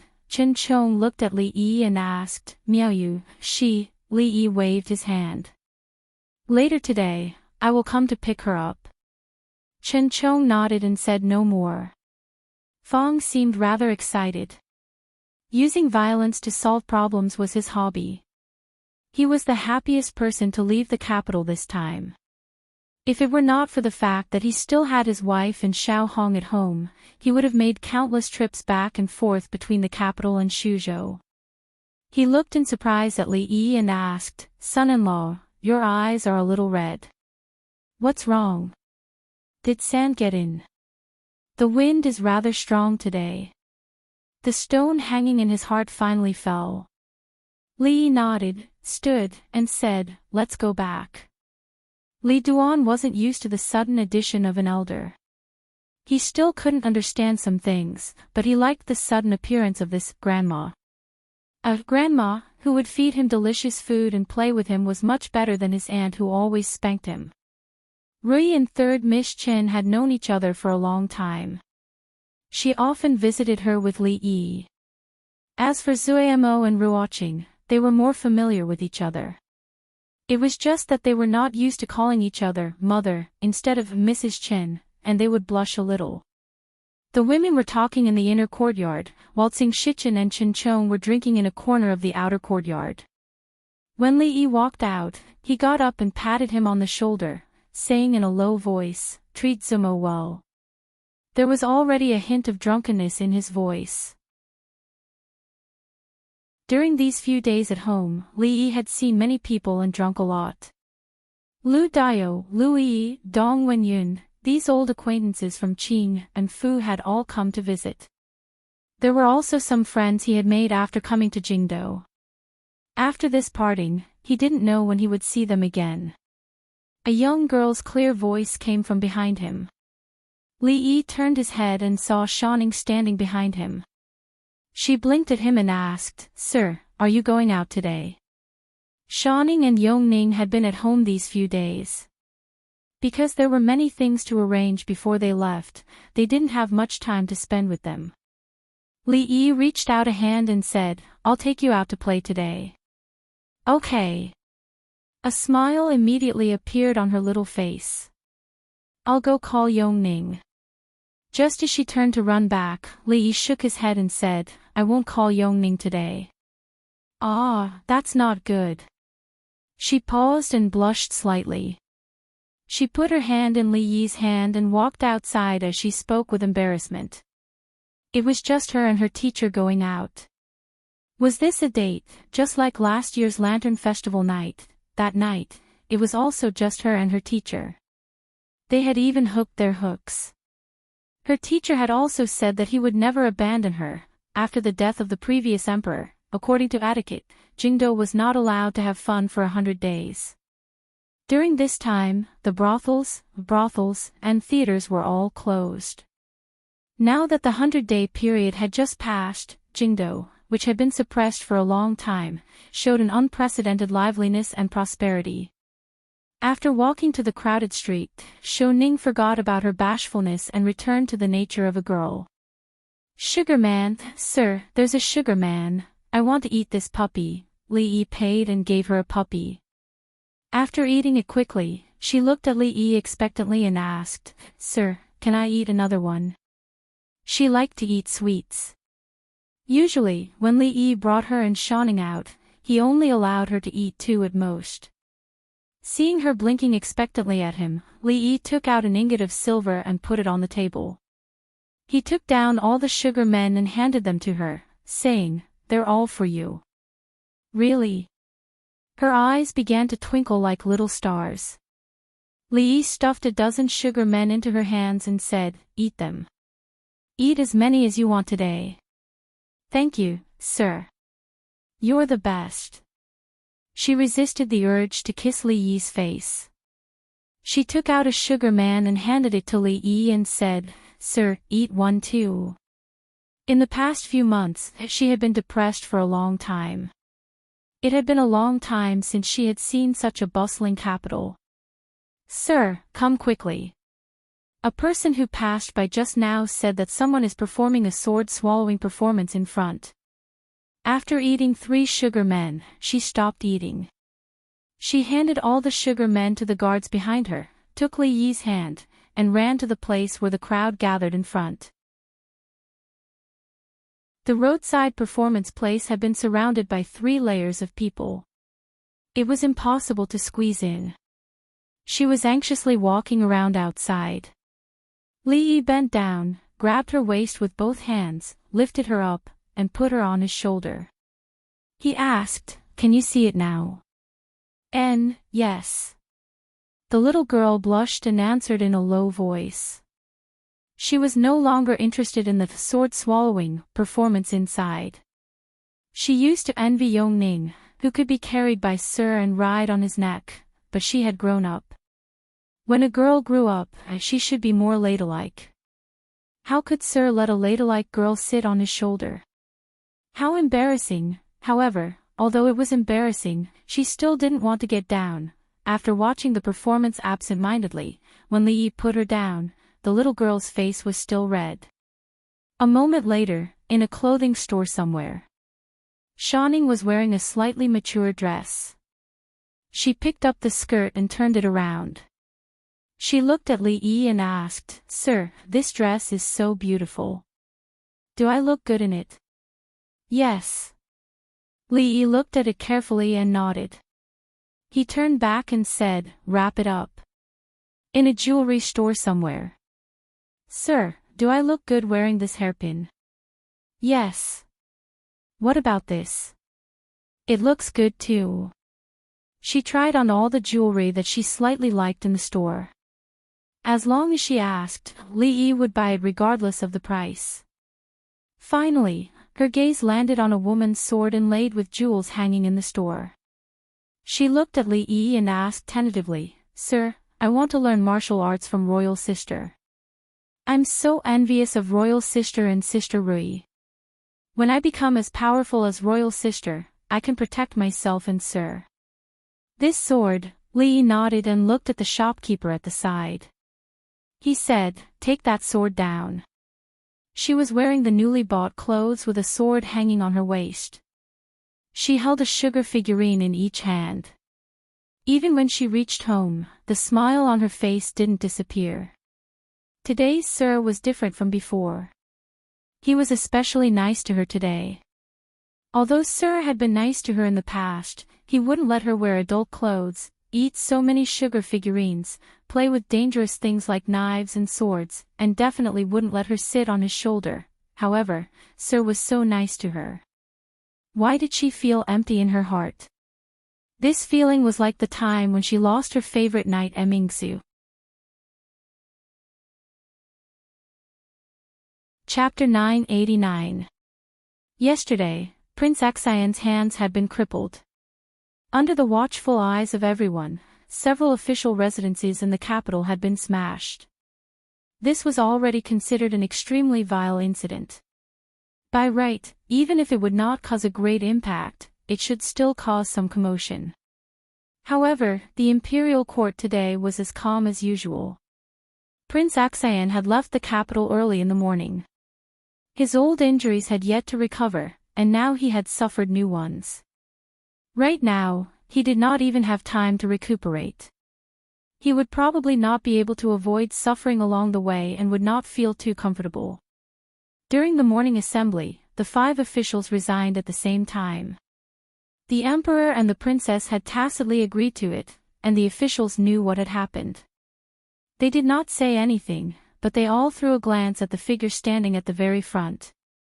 Li Yi had made a rare appearance in the imperial court today. It was because this should be the last time he would be attending the imperial court. The status of the one-word prince was higher than that of the prime minister. Prime Minister Shen and the newly appointed Right Minister Dong Wenyun were also ranked behind him. After the morning assembly, he did not leave the palace but waited in front of the political hall. "When are you leaving?" Emingsu, who had taken off her court attire, appeared behind him and walked over to stand next to him. "Tomorrow," Li Yi replied. The two of them sank into a long period of silence. Emingsu suddenly said, "I want to eat egg fried rice." "All right." Li nodded and asked, "Are we going to the dining hall or the morning dew hall?" Emingsu gave it some thought and said, "The morning dew hall." In another palace in the palace, the girl held a pearl hair clip in each of her hands, turned her head, and asked, "Mother, do you think I look better wearing this pearl hair clip or this one?" The lady in palace attire walked over, sat down next to her, and asked, "Ning, you have your own clothes, but you don't wear them. You have your own jewelry, but you wear mother's clothes. Why are you using mother's pearl hair clips?" "Because mother is the most beautiful." The girl mumbled and said, "I want to become as beautiful as mother, even more beautiful than before." Concubine Yen touched her hair and asked softly, "Ning, why do you want to become more beautiful?" "Because Sir is leaving." The girl's expression collapsed. She said reluctantly, "I want Sir to remember my most beautiful appearance." The woman hugged her in her arms and gently placed her chin on her forehead. Looking down at her, her gaze gradually became gentle as she whispered, "Our Ning has grown up." The girl's beautiful eyes suddenly lit up. She raised her head and asked, "Really? Mother also thinks that I've grown up. When I grow up, I'll be able to get Brother Xian to issue an edict. Although you've grown up, you're still not old enough. You still need a few more years." Concubine Yen lovingly touched her head and said, "Mother will help you dress up. I'll definitely make our Ning heir look beautiful." Not long after, the girl lifted the hem of her dress and spun around in front of a huge dressing mirror. She murmured in disbelief, "Imperial Mother, is this me?" Concubine Yen lovingly adjusted the position of the hair clip on her head and said, "Our Ning heir is growing more and more beautiful." She blushed and said, "I'm going to find teacher now. There's no hurry." Concubine Yen pulled her to sit down and pulled her into her arms.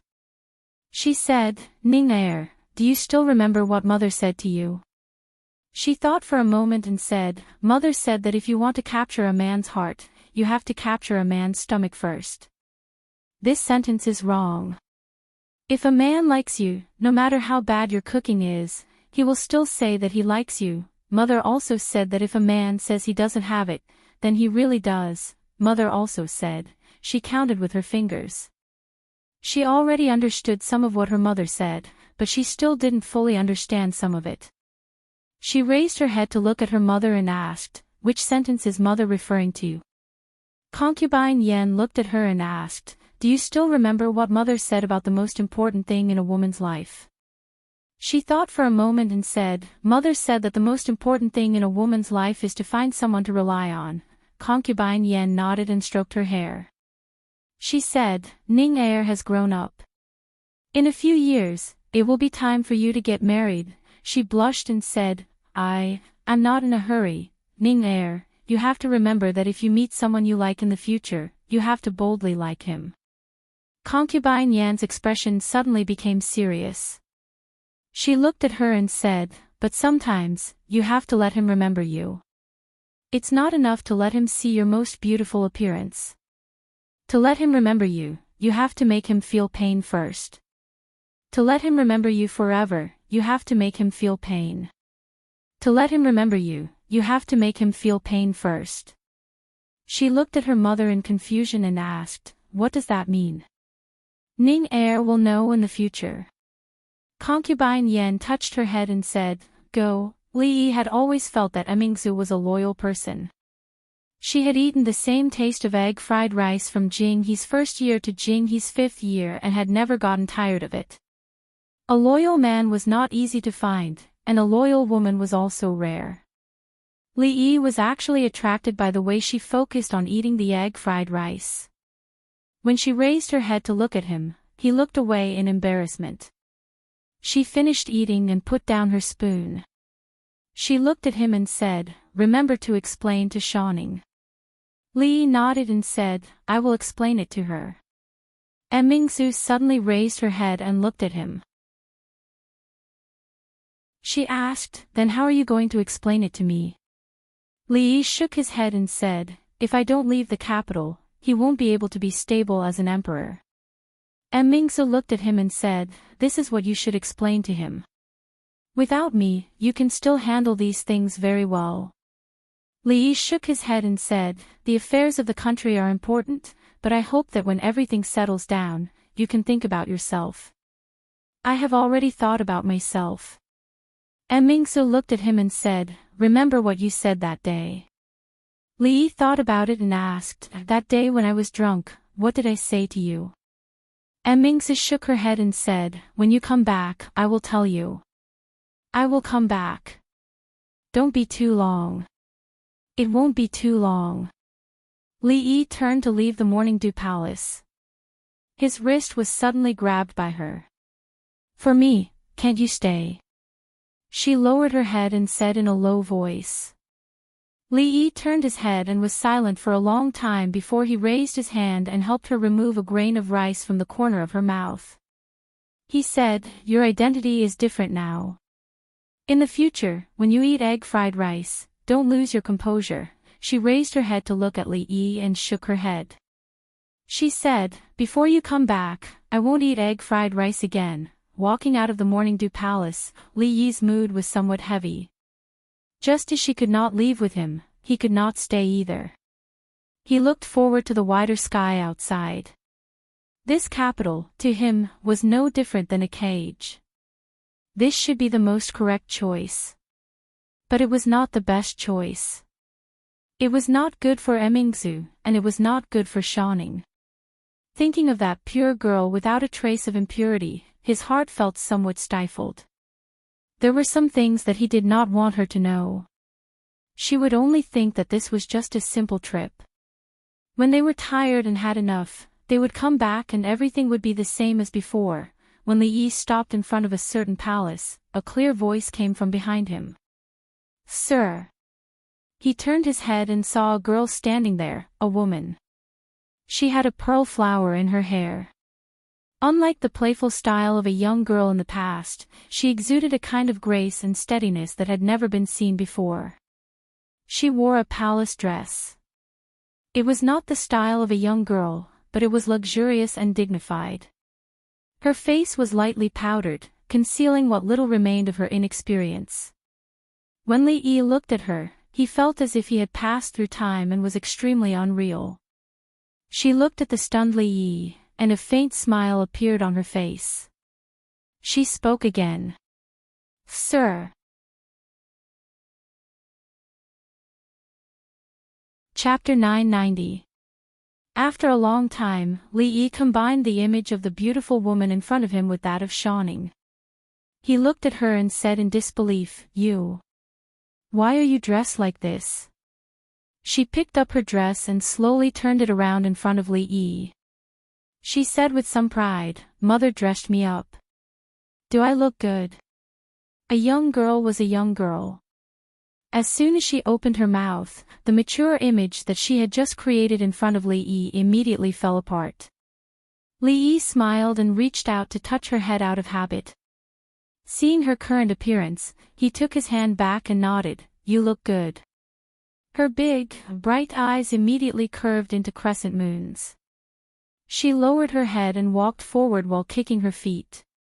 She said, "Lady Mother said that in a few years, I will be able to get married. Now I have to learn how to dress myself up beautifully. I heard that the day a girl gets married is the day she looks the most beautiful." Li Yi had a little admiration for Yan Fei. She was born into a wealthy family and should have been very calm and upright, but she was not conservative at all. He didn't know how she usually educated the little girl. Sometimes the words that Shanning said were not what a little girl should say. Even he couldn't help but feel a little admiration when he heard it.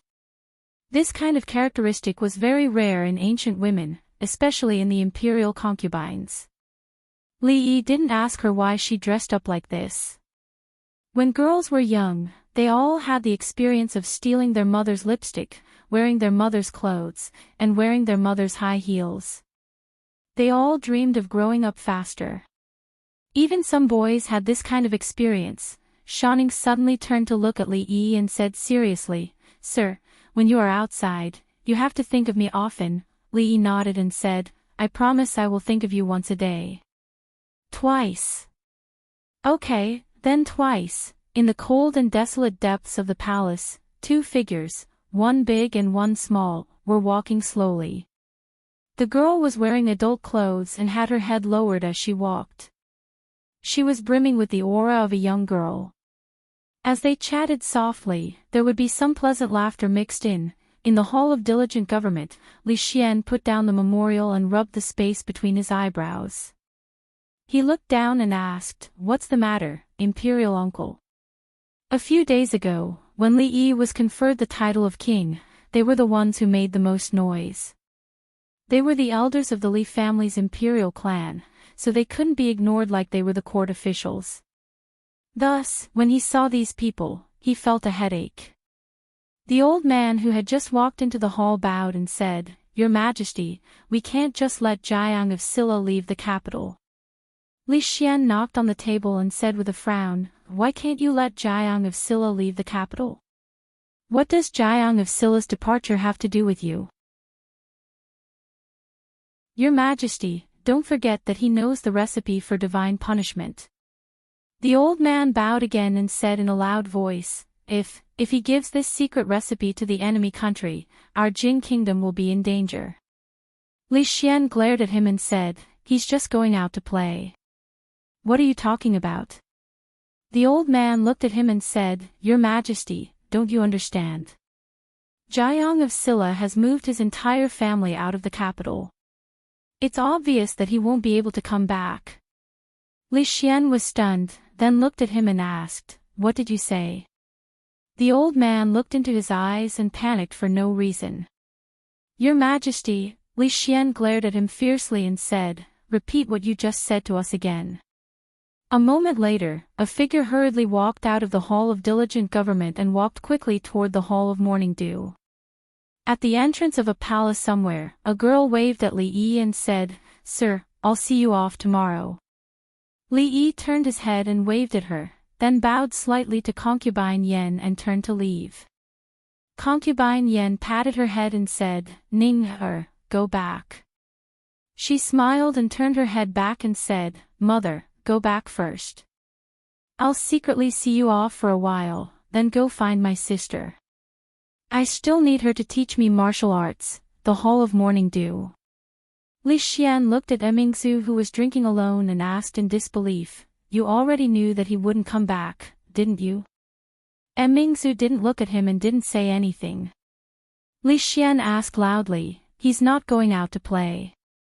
He's hiding from us, isn't that right? This guy. An angry expression appeared on his face and he said sternly, "I'll go find him." "Stop." Mingzu suddenly stood up and shouted in a low voice. Li Xian's footsteps stopped. She raised her head to look at him and said slowly, "Why are you going to find him? Don't you think you've caused enough trouble? Do you want his efforts to go to waste?" Li Xian's expression changed. Outside the door, a small figure stood there in a daze. Her face was pale and her body was trembling. Her eyes were already filled with tears. She was like a helpless fledgling or a little abandoned beast. She turned her head and looked in the direction of the palace entrance with a confused and helpless gaze. There was no one there. Her heart skipped a beat. She finally knew what she was going to lose. She bit her lower lip to prevent her tears from falling. She turned around and ran as fast as she could towards the palace entrance. Sir, don't you want me anymore? Don't you want Shanning anymore?" She finally could not hold it back. Big drops of tears rolled down from her eyes. She cried sadly and her voice was whimpering, "Sir, we've pinky hooks. You said you wouldn't leave me alone." The eunuchs and palace maids in the palace watched as the little princess ran past them with a heartbroken expression. They all panicked and hurriedly called for the palace guards. Even more people lifted up their clothes and chased after her. When she ran to the palace entrance, her hair was already in a mess and she had lost one of her shoes. Her delicate bare feet stepped on the ground. It was cold and painful, but she did not care about this. Because her husband was going to leave her.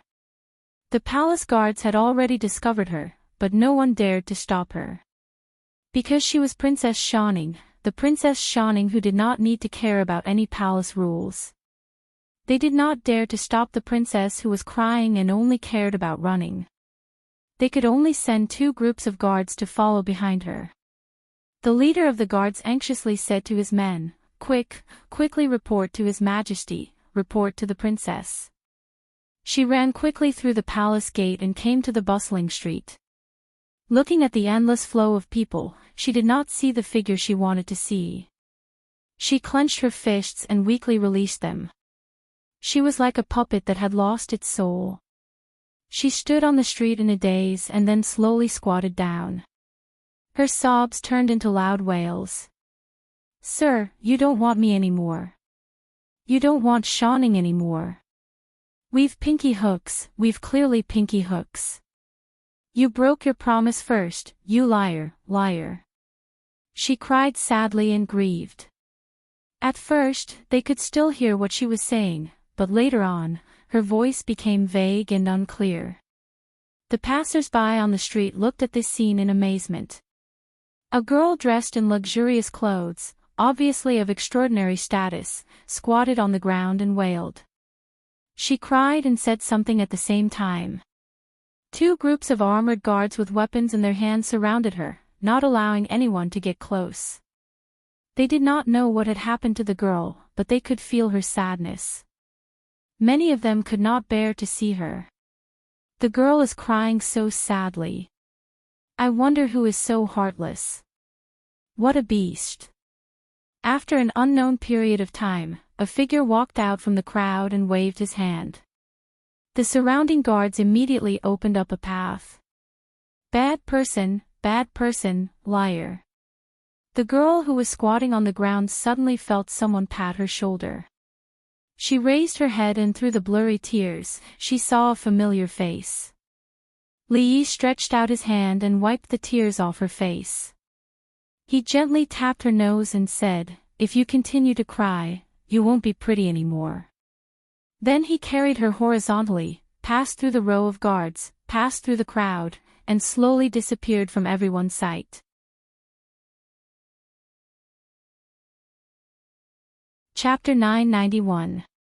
Fong could see that the son-in-law was in a bad mood when he came out of the imperial palace. He did not take the carriage but chose to walk back. Although he did not show it on the surface, Fong could easily see this after being by his side for so many years. It was not until the little girl ran out of the imperial palace and squatted on the street and wailed. She cried her heart out and cried her lungs out. Only then did he find the reason for the son-in-law's bad mood. He looked up at the gray sky and shook his head. What a sin! Li Yi held the girl horizontally in his arms. Her head was buried in Li Yi's chest and she was still sobbing. Very quickly, his chest was soaked. Li Yi looked at her messy hair, bare feet, and messy clothes. He turned around and walked into a shop on the street. Your Highness, the girls in the shop hurriedly bowed. Li Yi waved his hand and said, go get a basin of hot water and bring a new set of clothes and socks over. He carried the girl into the room and gently placed her on the bed. She was no longer crying. She lowered her head and turned around, no longer looking at him. Li Yi sat down next to her and softly asked, are you still angry at me? She shook her head and sniffed. I am not angry at teacher. I just don't want teacher to see me cry. I must be very ugly right now. Li Yi shook his head and said, our shining is always the most beautiful no matter what. She raised her head. Her eyes were red and swollen and the tears had not yet dried. She looked at Li Yi and softly asked, teacher, are you really going to abandon shining? Li Yi looked at her red and swollen eyes. In his mind, her helpless and heartbroken appearance appeared. He shook his head and said, teacher will not abandon you.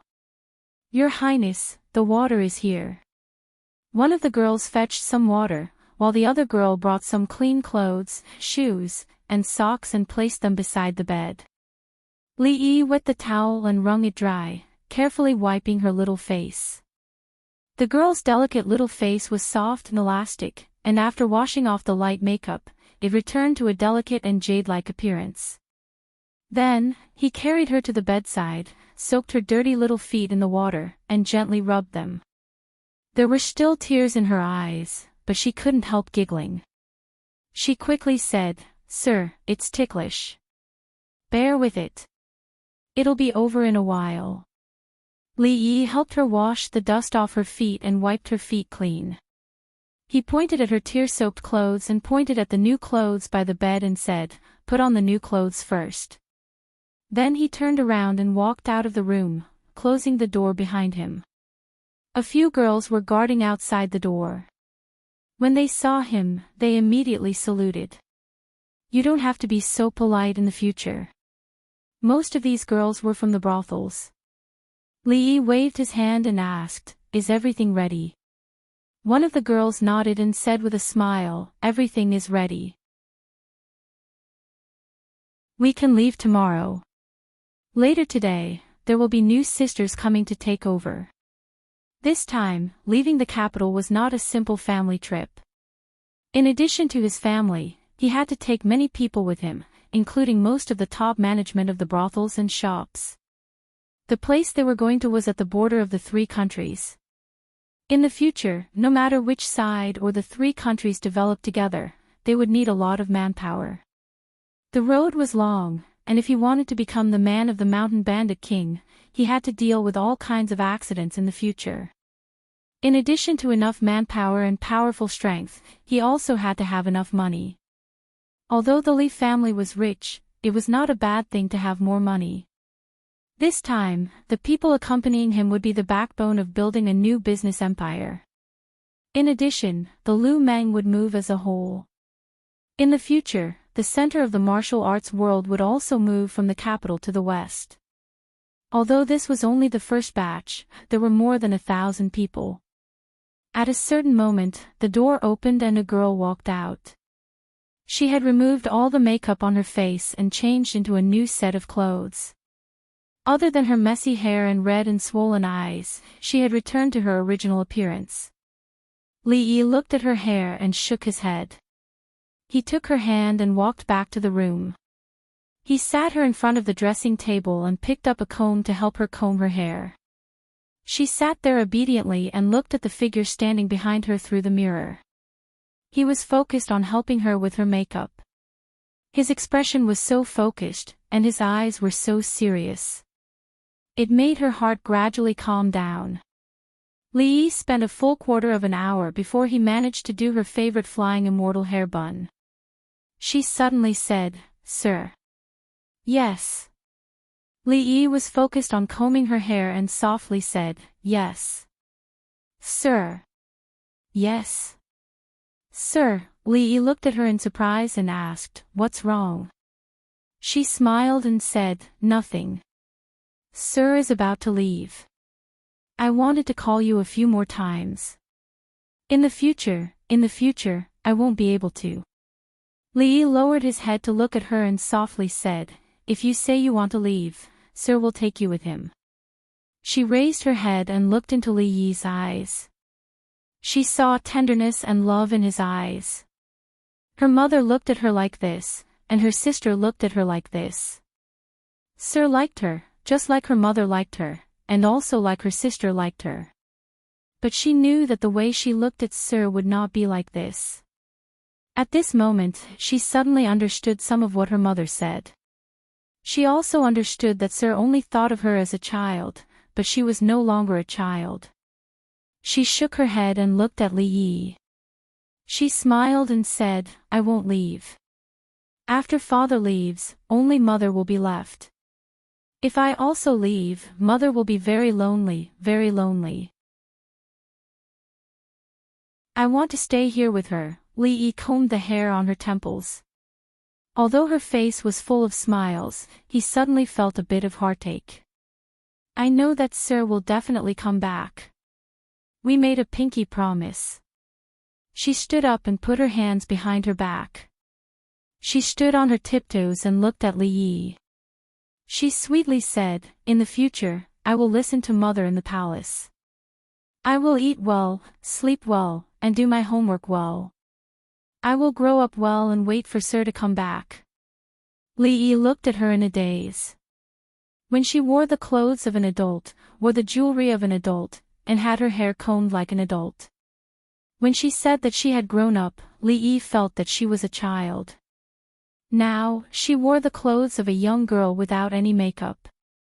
Her face was brimming with the smile of a young girl. She used the tone of a young girl to tell him that she would eat well, sleep well, and grow up well. When he came back, the girl in his memory had already disappeared from his eyes. She no longer said that she had grown up. She had already grown up. The young girl had grown up in an instant, and the smile on her face was as bright as a mountain flower. Li Yi's face was pale. His heart seemed to be tightly gripped by someone, and the pain pierced through his heart.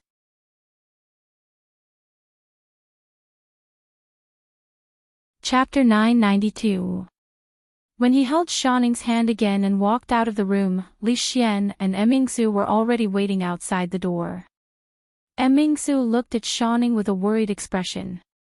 Li Xian walked over and was about to speak when Li Yi looked at them and said, "Let's talk when we get back." In the Li family. Because Shanning's eyes were swollen like peaches, Rui and Third Miss Chen looked at him with reproach. Mississippi Lu looked at him with slight disdain. It was shameful for him to bully a child because he couldn't beat her. Li Yi naturally couldn't explain anything. On the contrary, Shanning kept smiling and saying that she was fine. They held her hand and asked her all kinds of questions. In the room, Li Yi and Li Xian sat opposite each other. They didn't look at each other. "Why didn't you tell me?" Li Xian drank a cup of tea and put it on the table fiercely. He gritted his teeth and said, "Am I so scary that you moved your whole family out of the capital?" "You're not scary." Li Yi shook his head and said, "You're just stupid." Li Xian suddenly hit the table and said angrily, "How dare you scold me? What's wrong with scolding you?" Li Yi looked at him and said in an unfriendly tone, "Try hitting the table again. Do you believe that I won't hit you?" Li Xian didn't dare to try because he knew that Li Yi really dared to hit him. Most importantly, he couldn't beat him. He leaned against the chair with some frustration and said, "I didn't think it through. I didn't discuss it with you in advance. Is there no way to make it up? Do you have to leave?" Li Yi shook his head and said, no. Li Xian looked at him and said anxiously, are you just going to leave this mess to me and Emingzu? First of all, this is not a mess. Right now, the seas are clear and the rivers are peaceful, the court is bright, and the Jing kingdom is developing vigorously. Based on the current situation, it will still develop vigorously for many more years. Li Yi looked at him and shook his head. Second of all, although we are both surnamed Li, this world belongs to the Li family, not the Li family. I don't owe the royal family anything. Do you want me to waste my life in Jingdo and work for the royal family for the rest of my life? You don't owe us the royal family. How do you have the cheek to say that?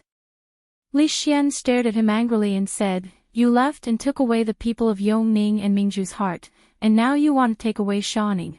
The three most important princesses of the royal family have been taken away by you. You dare say you don't owe us the royal family? Li Yi suddenly did not know how to refute. He thought for a long time and said, I've already repaid what I owed the royal family. I gave the royal family a prosperous and stable time. It's not too much to abduct 3 princesses, right? Li Xian looked at him and said seriously, we have known each other for so long. Can you, even if it's just once, can you have a little bit of face? Li Yi narrowed his eyes and looked at him. Let me tell you, although we are very familiar with each other, although you are the emperor, if you continue to make personal attacks like this, I will still hit you. Li Xian looked at him and shook his head. Touch your conscience. Can you still say what you just said? Li Yi put his hand on his chest and said, even if I touch my conscience, I will still take Yongning with me. If Shaning wants to leave, I will still take her with me. Emingzu. Emingzu, wait for me to come back. What about me? Li Xian looked at him and said expectantly, why don't you take me with you as well? Li Yi, he could take away the princesses, but taking away the emperor, Li Yi didn't plan to do so for now. 3 requests. Li Xian looked at him and said, I have 3 requests. First, every month, at least write a letter to me every month. Don't be half-hearted. Each letter must have at least 5,000 words. Don't make up the number of words. Second, Shuzhou. I will give Shuzhou to you. You are the Jiang of Silla, so a prince should have a fief. That place is your fief. I will transfer the provincial governor of Shuzhou back. From now on, all the affairs of Shuzhou will be handed over to you. You can do whatever you want. But you must remember, you are the Jiang of Silla. You are the Jiang of Silla of the Jing kingdom. You have the kingdom and me behind you. Whenever I want to find you, I can find you in Shuzhou. Third, if you encounter anything interesting, don't forget me. Only these 3 requests. Li Xian looked at him and said, as long as you agree to my 3 requests, you can take away Yongning, Shaning, and if Emingzu is willing, you can even take her with you. Li Yi looked at him and thought for a while. Then he nodded and said, I promise you. Li Xian shook his head and said, words are no proof. Li Yi raised 3 fingers and said, I swear. I'd rather believe that there are ghosts in the world than believe a man's mouth. I don't believe your oath. Li Xian shook his head firmly and took out a piece of paper from his bosom. He also took out the ink and said, these are the 3 requests I just wrote. You can sign them. Li Yi took it and looked at it. He didn't expect Li Xian to be smart this time. He looked at him and asked, can I not sign them? Can you trust me for once? Li Xian shook his head even more firmly. Li Yi picked up the pen and used his thumb to press on the ink. If he wanted to sign them, then sign them. Once he left the capital, he would be like a fish swimming in the sea and a bird flying in the sky.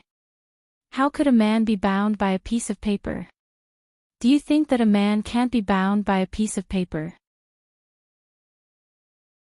Li Xian put away the paper that he had signed and said, If you violate any of these, I will have the local authorities put up notices like, Jiang of Silla is a bastard who doesn't keep his word everywhere in the Jing Kingdom. I want all the people to know what happens to people who don't keep their word. We're all friends. There's no need to be so cruel, is there? There's no use to you. Li Xian looked at him, stood up, and strode out of the room. In the courtyard, Shanning was surrounded by women. Third Miss Chen looked at her red and swollen eyes and said with some heartache, I'll go get 2 eggs and put them on. Yongning held her hand and comforted her in a low voice, Don't cry, royal sister. I'll beg brother to take you with him. Shanning hugged her and said, In the future, when I'm not by your side, you have to be good and remember to eat on time. Don't eat too much sweets, or else you'll have toothaches. You have to get used to sleeping alone. Yongning nodded obediently and said, Royal sister, I know. I'll be good. Li Duan ran around the courtyard alone.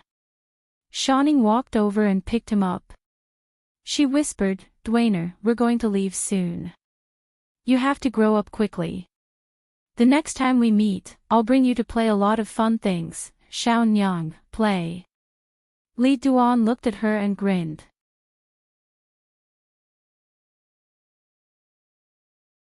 Chapter 993. The 5th year of Jinghe, the 3rd day of May. In 2 days, it would be the Dragon Boat Festival. In the Jing Kingdom, although the Dragon Boat Festival was not as grand as the New Year Festival, the Lantern Festival, or the Mid-Autumn Festival, it was still one of the most important festivals. On the 5th day of May, people would eat rice dumplings, hang mugwort and calamus in front of their houses, and drink realgar wine. These were all the customs of the Jing Kingdom. On every important festival, the court would allow officials to rest for at least half a day. Most people would also choose to put down their work and relax. At this time, the brothel was a good place for them to go. Every year around the Dragon Boat Festival, the most popular play in the brothel was The Legend of the White Snake. On the day of the Dragon Boat Festival, the White Snake drank realgar wine and showed its true form. Su Xian was scared to death. The White Snake broke into the underworld and fought with the ghost, putting on a show of going to the underworld to save her husband. This play was suitable for the occasion and was loved by the audience. However, when the people of the Jing Kingdom walked out of their houses early in the morning and wanted to go to the brothel to watch the play, they were shocked to find that the brothel was gone. There was a notice at the entrance of the brothel. The door was closed, and many people were stopped outside. Why did it close all of a sudden? I watched a few plays inside a few days ago. Why is it gone today? Strangely, the brothel on the next street closed. I walked half a street, but I didn't expect this one to be closed too. While people were talking, someone in the shop next to the brothel poked his head out and said, It was closed yesterday. You don't know, right? More than half of the brothel in the Jing Kingdom is closed. It seems that they are moving somewhere. If you want to watch the play, you have to walk 2 more streets. After knowing this, many people couldn't help but sigh. In the past, when there were not many brothels in the Jing Kingdom, they didn't think this place was very good. Later, the number of brothels gradually increased, and the plays inside were getting better and better. In the past 2 years, they had already gotten used to it. Now that they returned to the days 2 years ago, they always felt that something was missing. After walking 2 streets to another street, they finally realized what was missing. More than half of the brothel was gone. Many shops on the street were also closed. No one knew whether they were closed or temporarily. It was as if the entire capital had become empty in one night. On the palace wall, a figure stood silently. No one knew how long he had been standing there. A palace maid came up from below and put a robe on the girl's shoulders. She advised, His Highness has been gone for 2 days. The wind is strong here. Princess, it's better to go back earlier. Since the first day of the 5th month, the girl, who had been standing on the city wall for a long time, smiled and said, Standing here, I can see the farthest. If he comes back one day, I will be able to see him from afar. She looked to the west again and turned back to ask, how is the academy? The palace maid nodded and said, His Highness has already arranged everything for the princess. But princess, where do we find the teachers and students of the academy? She smiled and said, Teacher gave me an academy, so of course I have to find my own teachers and students, Hall of Diligent Government. Li Xian pushed open the door of the hall and stretched. He rubbed his head, which was a little swollen from dealing with the memorials, and let out a long sigh of relief. Although he wanted to push all the government affairs to Mingzu and be a free and unfettered emperor, if Mingzu was too tired, that guy would definitely find him the next time he saw him. It was better to offend the king of hell than to offend the Jiang of Silla. This risk could not be taken. He left just like that. What a disloyal guy. Li Xian sighed. If he left, there would be no one around him to talk to. Suddenly, he thought of something and his eyes lit up. Shinshu. It seemed that he had not seen this guy for a long time. When he walked out of the hall, a eunuch immediately came up to him and asked, Your Majesty. Li Xian waved his hand and said, Go to Prime Minister Shin's mansion.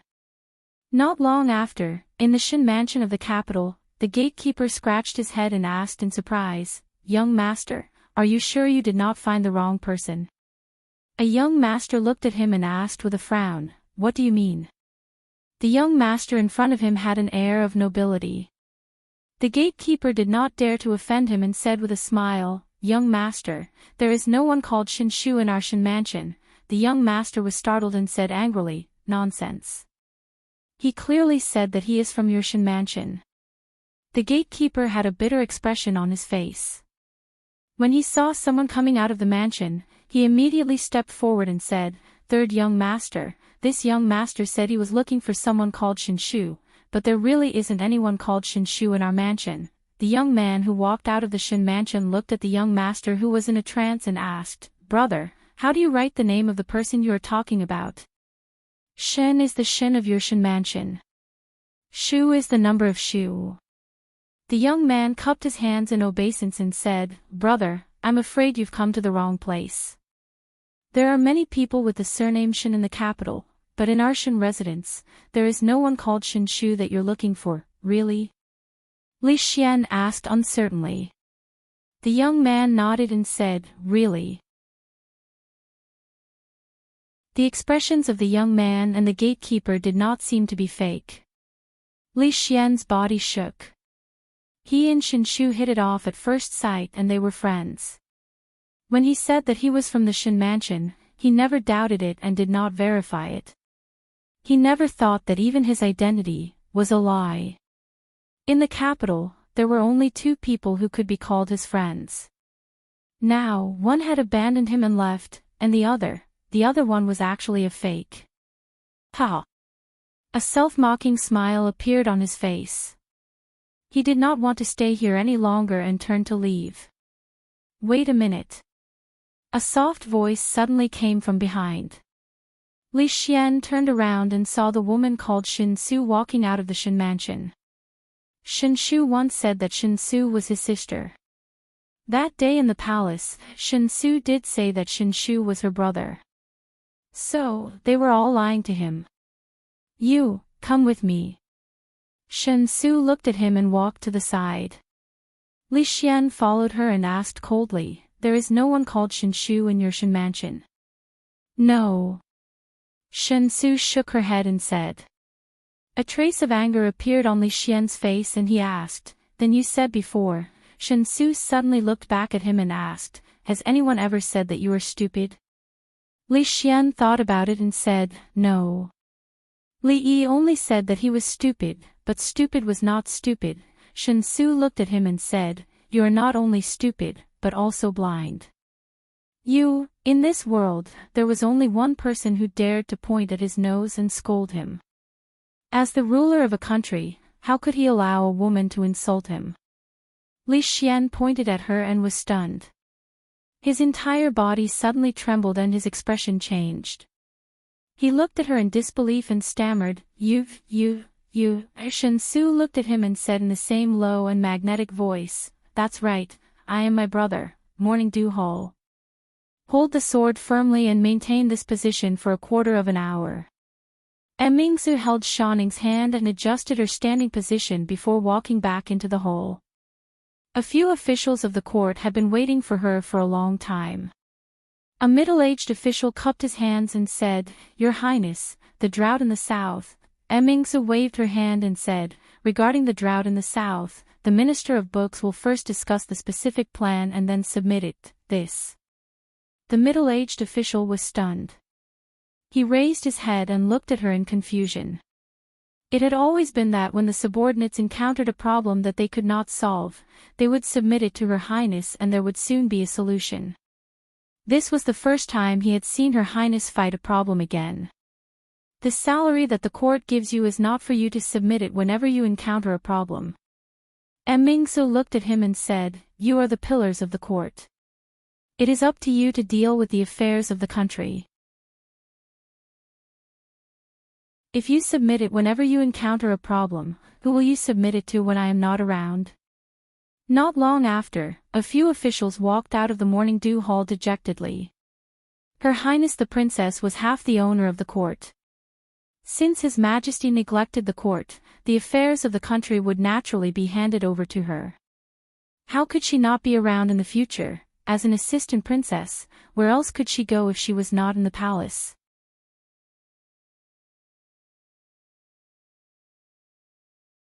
Chapter 994. It was the 5th year and 7th month of Jinghe. After the powerful Jiang of Silla, who was deeply trusted by His Majesty, left the capital city, the pressure on the officials in the court decreased a lot, but the pressure on their bodies increased. Because Her Highness ordered that each department in the court could only submit one memorial a day. This meant that from now on, they could not submit all the problems they encountered. They had to solve most of the problems themselves. After discussion, the most difficult and important problems were left to the princess to decide. This was not a good thing for the officials in the court who were used to sitting back and enjoying the fruits of others' labor. Those who did not do anything immediately felt the pressure. The monthly performance evaluation determined whether their promotion would be smooth or not. Now that the Mingsu Academy had been officially opened, it meant that a large number of talents would enter the court in the future. Being in the court was like rowing a boat against the current. If they did not move forward, they would fall behind. However, comparatively speaking, their luck could be considered good. The guy who had just been demoted to Shuzhou to be the provincial governor of Shuzhou was really unlucky. Although he was demoted, Shuzhou was relatively remote, poor, rampant with bandits, and poor public security. But apart from these, he had no other shortcomings. After all, he was a provincial governor of a province. At least in the territory of Shuzhou, he was a steady leader. But this time, His Majesty made Shuzhou the fief of Jiang of Silla. The finance, military, and political affairs of Shuzhou were all handed over to His Majesty. The provincial governor, who had just arrived in Shuzhou, was summoned back urgently. Now, he was idle at home without any appointment. Speaking of which, although all the princes in the court had fiefs, it was only in name. They could only enjoy part of the taxes of their fiefs. They had no right to participate in the management of the fiefs. Even the princes who were born in the royal family could not have fiefs, let alone those who were not.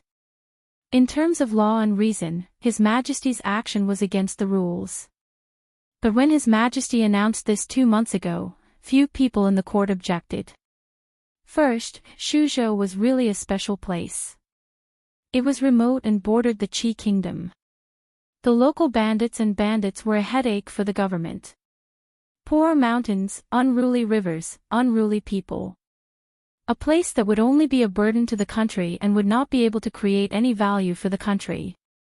So what if it was sealed? As long as they could send away that great deity, it wouldn't matter even if they had to send away another province. At the beginning of the 7th month, the wind was gentle and the sky was clear. When the officials walked out of the palace gate, the red sun was only halfway up in the sky. Although they were tired these days, their hearts were filled with passion and enthusiasm. The border was stable, and the court was harmonious. Now, the Jing kingdom was truly free of internal and external troubles. This great land was still waiting for them to govern. On top of the palace wall, the girl who had been looking into the distance for the past 2 months stood there as usual. Your Highness, those ladies have all moved into the academy. Many of the nobles and officials in the capital are willing to send their daughters to the academy. We have also selected some intelligent and beautiful ladies from the commoners. Now, there are more than 100 students in the academy. Everything is ready. The girl murmured. She retracted her gaze from afar and nodded. The academy will open tomorrow. In the hall of morning dew, the princess was drunk and dancing. The sword in her hand could not be seen clearly, only a white shadow. At the entrance of the hall, an old woman watched for a long time before turning to Changde and asking, Your Highness, how much longer do you have to take that step? Changde looked at the figure and said slowly, Once you have a clear thought, you will immediately enter the academy. If your heart is troubled, you will waste your life. The old woman glared at him. Speak human language. It depends on fate. In the hall of diligent government, Li Xian finished reading a memorial and looked at the thick stack of documents beside him. He picked up a long letter and read it several times. A yearning expression appeared on his face. After a while, he shook his head and cursed, You have no sense of loyalty. After cursing for a while, he picked up another memorial helplessly. The emperor of the Qi kingdom was seriously ill and could not attend the court. The crown prince was in charge of the country. More than half of the officials in the court supported the third prince, Zhao Yi. The court was in chaos. The Qi kingdom had no time to attend to other matters and had withdrawn its troops from the border. The Qi kingdom withdrew its troops. The Zhao kingdom could not support the emperor alone and withdrew its troops the next day. Within half a year, dozens of rebellions occurred in the Wu kingdom. The court could not cope with them and was in a stalemate with the rebels, in the Qi kingdom. In the East Palace, a furious young man swept all the memorials on the table to the ground and cursed, What do they want? The crown prince of I was personally appointed by imperial father. They don't recognize him. Why do they not recognize him? Do they want to rebel? A counselor immediately stepped forward and said, Your Highness, please calm down. The third prince has not reached the point where he can cover the sky with one hand. Many officials in the court are already fighting for Your Highness, fighting for. A cold smile appeared on the young man's face. He said, I will remember the names of those people one by one. The East Palace of Ai is not a place where they can come and go as they please. In King Feng's mansion, a young man was engrossed in copying a letter. Someone knocked on the door and walked in. After the young man put down his brush, he bowed and said, Your Highness, the crown prince seems to be a little anxious. In the past 2 days, many officials have been visited by him. It doesn't matter. Zhao Yi shook his head and did not continue the young man's words. Instead, he looked out of the window and murmured, Jiang of Silla. Li Xian, should I say that you are smart or stupid? He turned around and asked, Is there any news from Shu province? The man shook his head and said, I have sent people to keep a close eye on it. So far, there is still no news about Jiang of Silla. Zhao Yi looked out of the window and smiled. Brotherly, I believe that we will meet again, in a shop somewhere in the capital of the Qi kingdom. A burly man walked out of the shop and pointed at several workers. He said, These are all valuable goods. Be careful when carrying them. If they are broken, you can't afford to pay for them even if you sell yourself. After giving such advice, he ran back into the shop and said to a woman in a flattering manner, Miss, these are new goods from the capital. They were all reserved last month. The woman did not care about the goods at all. She looked at him and asked, Only goods? The burly man was stunned. Then he patted his head and said, I almost forgot. This is a letter from the Lee brothers. After saying that, he took out a letter from his sleeve and handed it to her. The woman opened the letter, and the burly man immediately looked at it. The woman glanced at him and walked into the inner room with the letter. Lin Yong curled his lips and murmured, It is just a letter. It is not something shameful. Do you have to? In a state in the Wu Kingdom. A general rushed into the tent and said in a deep voice, Your Highness, urgent news. The spiritual state that we have just conquered has been conquered by the imperial court. General Fan. General Fan has been captured. A young woman in armor stood up and said in a deep voice, Abandon the spiritual state for now and defend the Yen state. I will send General Jing as reinforcements. After she made some arrangements, a one-eyed general in the tent stood up and said, Don't worry, Your Highness. Now that many states are rebelling, the imperial court's forces are scattered. They will focus on defense and will not take the initiative to attack. The woman pondered for a moment and said slowly, Even so, we have to be careful. Not long after, she walked out of the tent and went to another tent. When she came to the entrance of the tent, she heard noises coming from inside. I don't care. I don't care. I get headaches every time I read. I don't want to study anymore. I want to go out and play. It was a slightly immature voice. Another voice sounded old. At this moment, it said anxiously, Your Highness, you can't do that. You will inherit the throne in the future. You can't lose your ambition in playing games. Do you know that Prince Jin of the Jing Kingdom is younger than you? He can already rule an academy by himself. He is already the pillar of the imperial court of the Jing Kingdom. You must learn from him, the young voice said stubbornly. I don't care about Prince Jin. I want to play. The woman opened the tent curtain and walked in. With a dark face, she said, Yang Fu.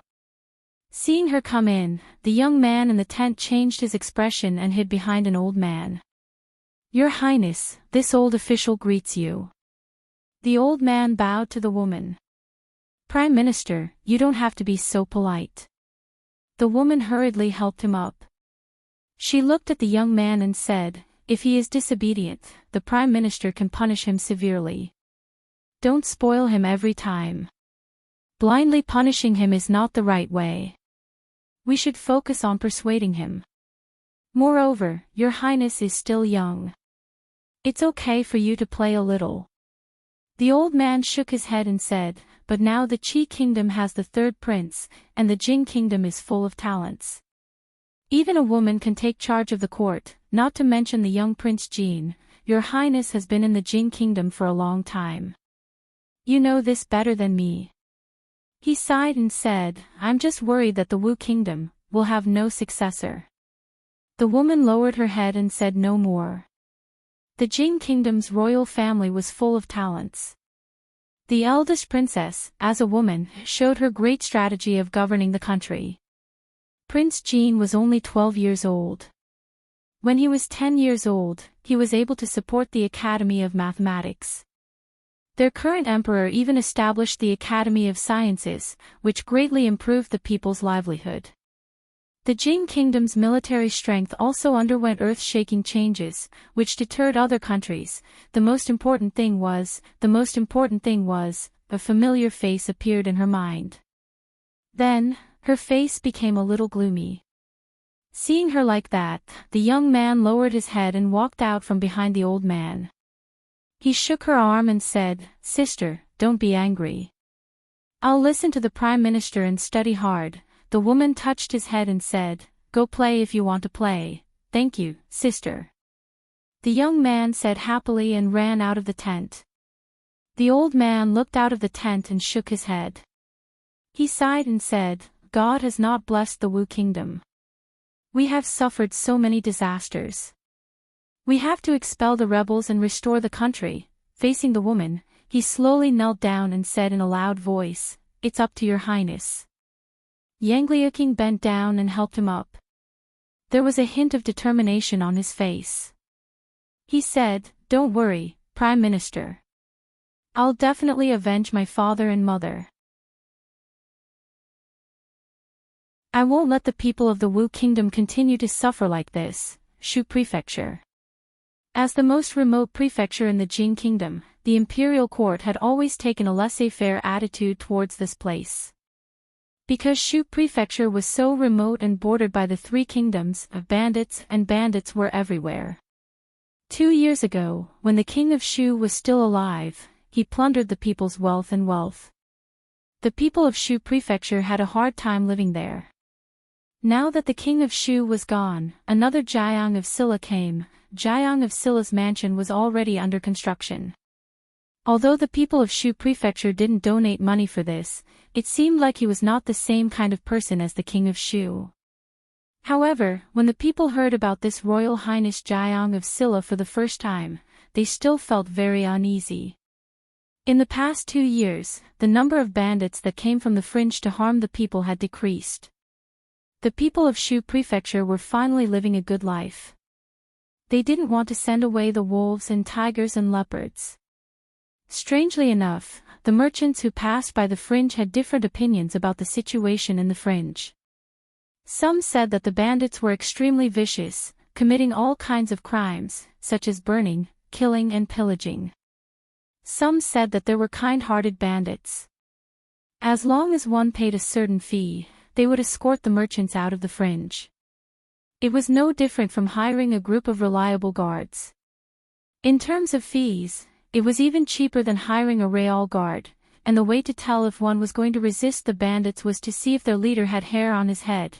At this time, in an unknown mountain in the fringe, a bald man was excitedly rushing into a room with a piece of paper in his hand. He shouted, "Bookworm, bookworm, quick, His Highness has sent me a letter. Read it to me and see what His Highness has to say." "What's the hurry, what's the hurry?"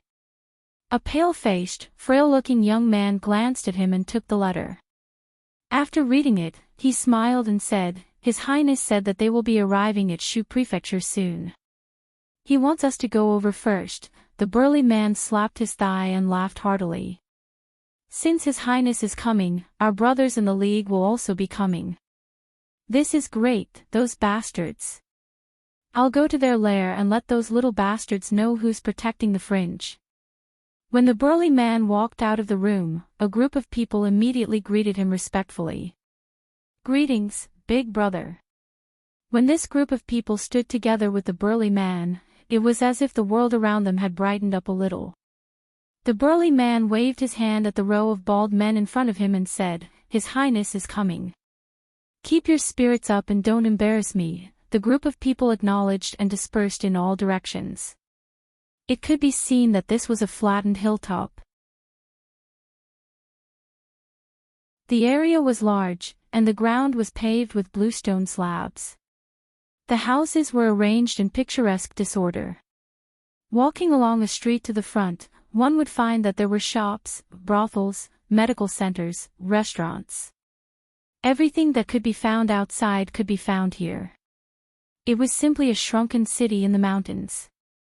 In the past 2 years, they had captured quite a number of people.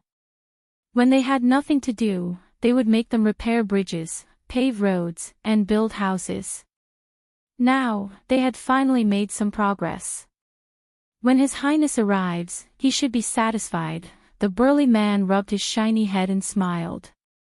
Dozens of miles away, someone's expression was extremely ugly. The man's face was gloomy as he asked, "What did those people say?" A young man raised his head and said, "They said that the other side has quite a number of experts and their strength is not to be underestimated. Unless their queen comes, even if both of us join forces, it will be difficult to gain the upper hand. They suggest that we don't act rashly." The man curled his lips in disdain. "What *t holy religion, it's just a so-so, Your Highness." "Then we," the man waved his hand. "Let them run wild for a few more days." At the same time, on a mountain adjacent to this place, a man in purple walked into the room. He looked at the young man in the room and asked, "Lord Envoy, what did the Queen say?" The situation over at the Qi Kingdom is not yet settled. The queen has no time to attend to them for now.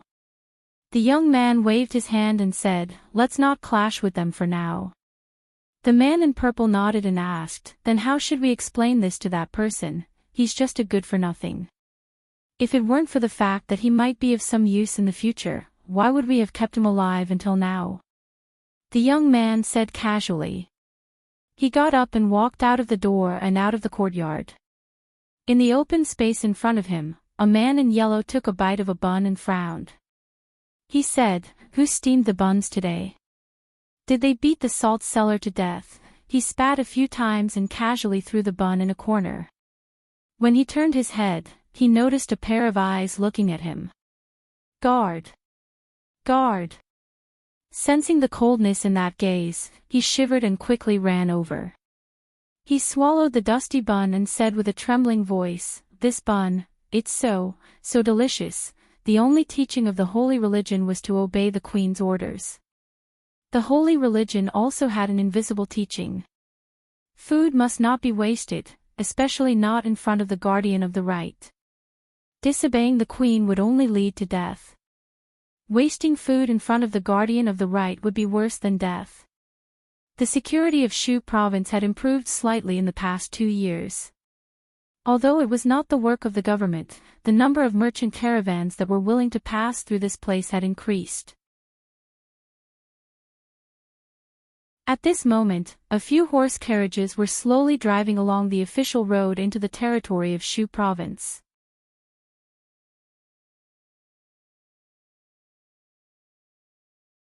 Chapter 995. The carriage stopped next to a tea house on the side of the road. The curtain of the carriage in the front was opened by a slender white hand, and a pretty little girl jumped out of the carriage. The driver jumped out of the carriage and said hurriedly, "Hey, slow down, little girl, don't fall, brother, come down." The little girl landed steadily on the ground and turned back to wave at the carriage. The young man got out of the carriage, held her hand, and said, "You've only learned martial arts for a few days, but you're already jumping up and down. If you learn for a few more years, you'll be like your sister Rui, same as me what?" A woman wearing a white tight suit and holding a long sword jumped out of the carriage and looked at him and asked. "Same, excellent." The young man said, pointed to the tea house in front, and said, "Go there and sit for a while, have a cup of tea, and then set off. If everything goes well, we'll arrive at Yong County today." A few more figures got out of the carriage behind. Li Yi walked over and explained to Rui and the others, "We've been on the road early in the morning. Let's go to the front and rest before we continue." It was a dusty journey from the capital to Shuzhou, and it took them 2 months to play all the way. In the following days, they were really tired of sitting in the carriage. Whenever they had a chance, they would find a place to rest for a while. A middle-aged man came from behind and asked, "Li brothers, are you tired?" Li Yi smiled and said, "We've been on the road for a few hours, so I'm a little tired. Why don't we take a rest in the front and I'll treat you guys to a cup of tea?" The middle-aged man smiled and said, "I'm also thirsty. Let's go." Then he waved to the people behind him and said, "Leave 2 people to look after the goods. The rest of you rest first. We'll take their place later." The middle-aged man in front of them was surnamed Wang, and he was in the business of escorting goods. They had met him on the road 2 days ago. When they were still 2 days away from Shuzhou, Li Yi asked Lu Meng to escort the caravan and the other members of the caravan to Shuzhou first. His family, on the other hand, traveled lightly and unhurriedly. Who knew that he would encounter a group of more than 10 bandits that morning? Although he could deal with these people by himself, he happened to meet this brother Wang, who saw injustice and pulled out his sword to help. Before he could do anything, he had already chased those people away. After chatting for a while, they learned that they were also going to Yong County, so they traveled together. Of course, more of the reason was that Brother Wang was worried about them traveling alone. Since he had good intentions, Li Yi couldn't refuse, so it was not appropriate for him to do it. Of course of it. The middle-aged man patted him on the shoulder and said, "If you ask me, Li brothers are really brave. You dare to go out with your family without any guards. Shuzhou is a messy place, so be careful. Don't do this again." Of course, Li Yi couldn't say that the guards they brought with them were enough to rush into the palace of any country, kill them all, and take down the emperor, otherwise, he would have to endure his incessant lecture. There weren't many people in the tea house. Rui and the other women sat in the innermost room, while Li Yi, Fang, the sloppy old man, and the others sat outside. Although it was called a tea house, it was actually a simple tea shed. The furnishings inside were neat, and the tables, chairs, and benches were also very clean. Xiao Chui and Xiao Zhu took their own utensils from the carriage. Along the way, they carried things like cups, bowls, and chopsticks with them. Li Yi, Fang, and the sloppy old man weren't so particular. They sat together with the man surnamed Wang and chatted casually. After the man surnamed Wang drank a cup of tea, he opened his mouth and asked, "Li brothers, the capital is thousands of miles away from here. Why did you think of coming to Shuzhou when you came out to play?" Li Yi smiled and said, "It's just a random trip." The man surnamed Wang shook his head and said, "To be honest, these days, even for us escorts, we have to be on tenterhooks when we walk outside. Our heads are tied to the waists of our trousers, and if we're not careful, we'll lose them. You guys walked all the way from the capital, especially to Shuzhou, and you're still safe and sound. It's really, really unbelievable." Li Yi looked at him and said in surprise, "Is Shuzhou really that chaotic?" "It's more than chaotic." The man surnamed Wang shook his head and said, "When we go out to escort, we'll always encounter a few waves of bandits, big and small. If it weren't for the fact that these dozen brothers are pretty good at martial arts and have some fame in Shuzhou, we definitely wouldn't be able to make a living here." Li Yi looked at him and asked, "There are so many bandits, hasn't the imperial court dealt with them before?" The man surnamed Wang shook his head and said, "Li brothers, you don't know. It's not just bandits. Shuzhou is remote, and the imperial court has completely let them go. The bandits who collude with bandits and block the road to rob might have relatives in the government. The entire Shuzhou is rotten from the root." Speaking of the current situation in Shuzhou, the man surnamed Wang was a little indignant. It should be because he had suffered a lot at the hands of the bandits in Shuzhou in the past few years. He sighed and said, "I heard that His Highness Jiang of Silla is coming to Shuzhou. I hope that under his governance, Shuzhou will be better." Li Yi looked at him and asked, "Brother Wang, have you also heard of Jiang of Silla?" "Why haven't I heard of him?" The man surnamed Wang looked at him and said, "A few days ago, I also went to the capital. I've long heard that His Highness Jiang of Silla and the current emperor are close friends. He is also a hero of his generation. He created Tian Fa, opened the school of mathematics, repelled the enemy, and did many good things for the benefit of the country and the people. What else?" Li Yi looked at him and continued to ask.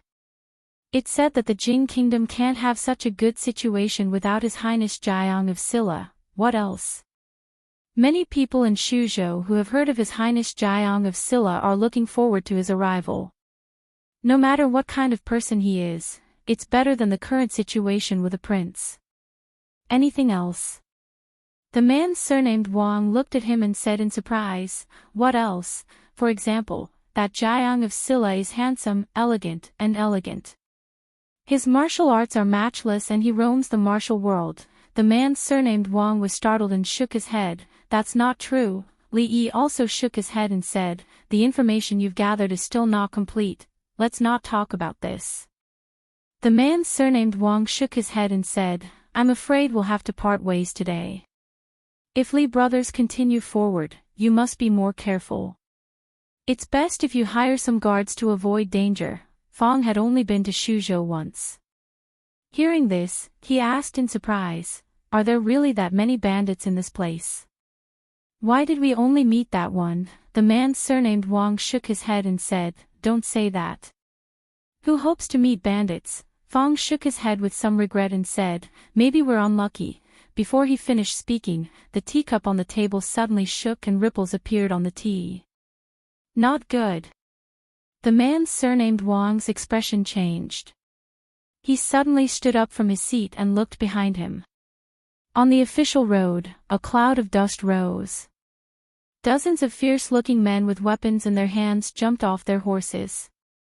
The person in the lead quickly walked towards the tea house and pulled a chair over to block the door. He sat down in a grand manner and said loudly, "This is a robbery. Men stand on the right, women stand on the left, and silver is placed in the middle. We only want money, not lives."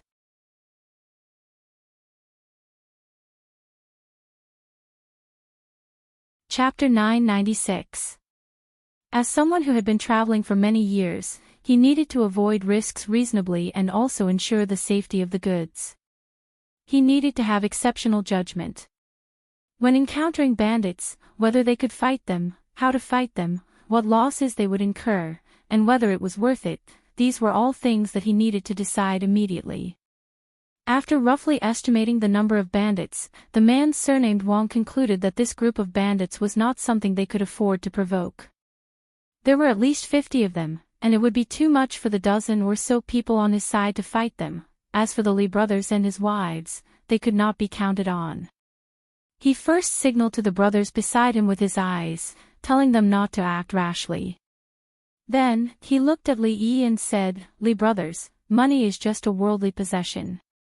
Losing money avoids disaster. Life is more important." Fong looked at the bandits outside, his eyes shining. He rubbed his hands together, as if he could not wait any longer. The man surnamed Wang hurriedly pressed down on his shoulder and said, "Don't be rash." Although he knew that this brother surnamed Fong had some strength, he could not fight against 10 people alone. He was not a match for these bandits. The location of this tea house was the intersection of 3 official roads. Usually, there was an endless stream of people coming and going. Many people would choose to have a cup of tea here and rest their feet, so there were quite a few customers in the tea house.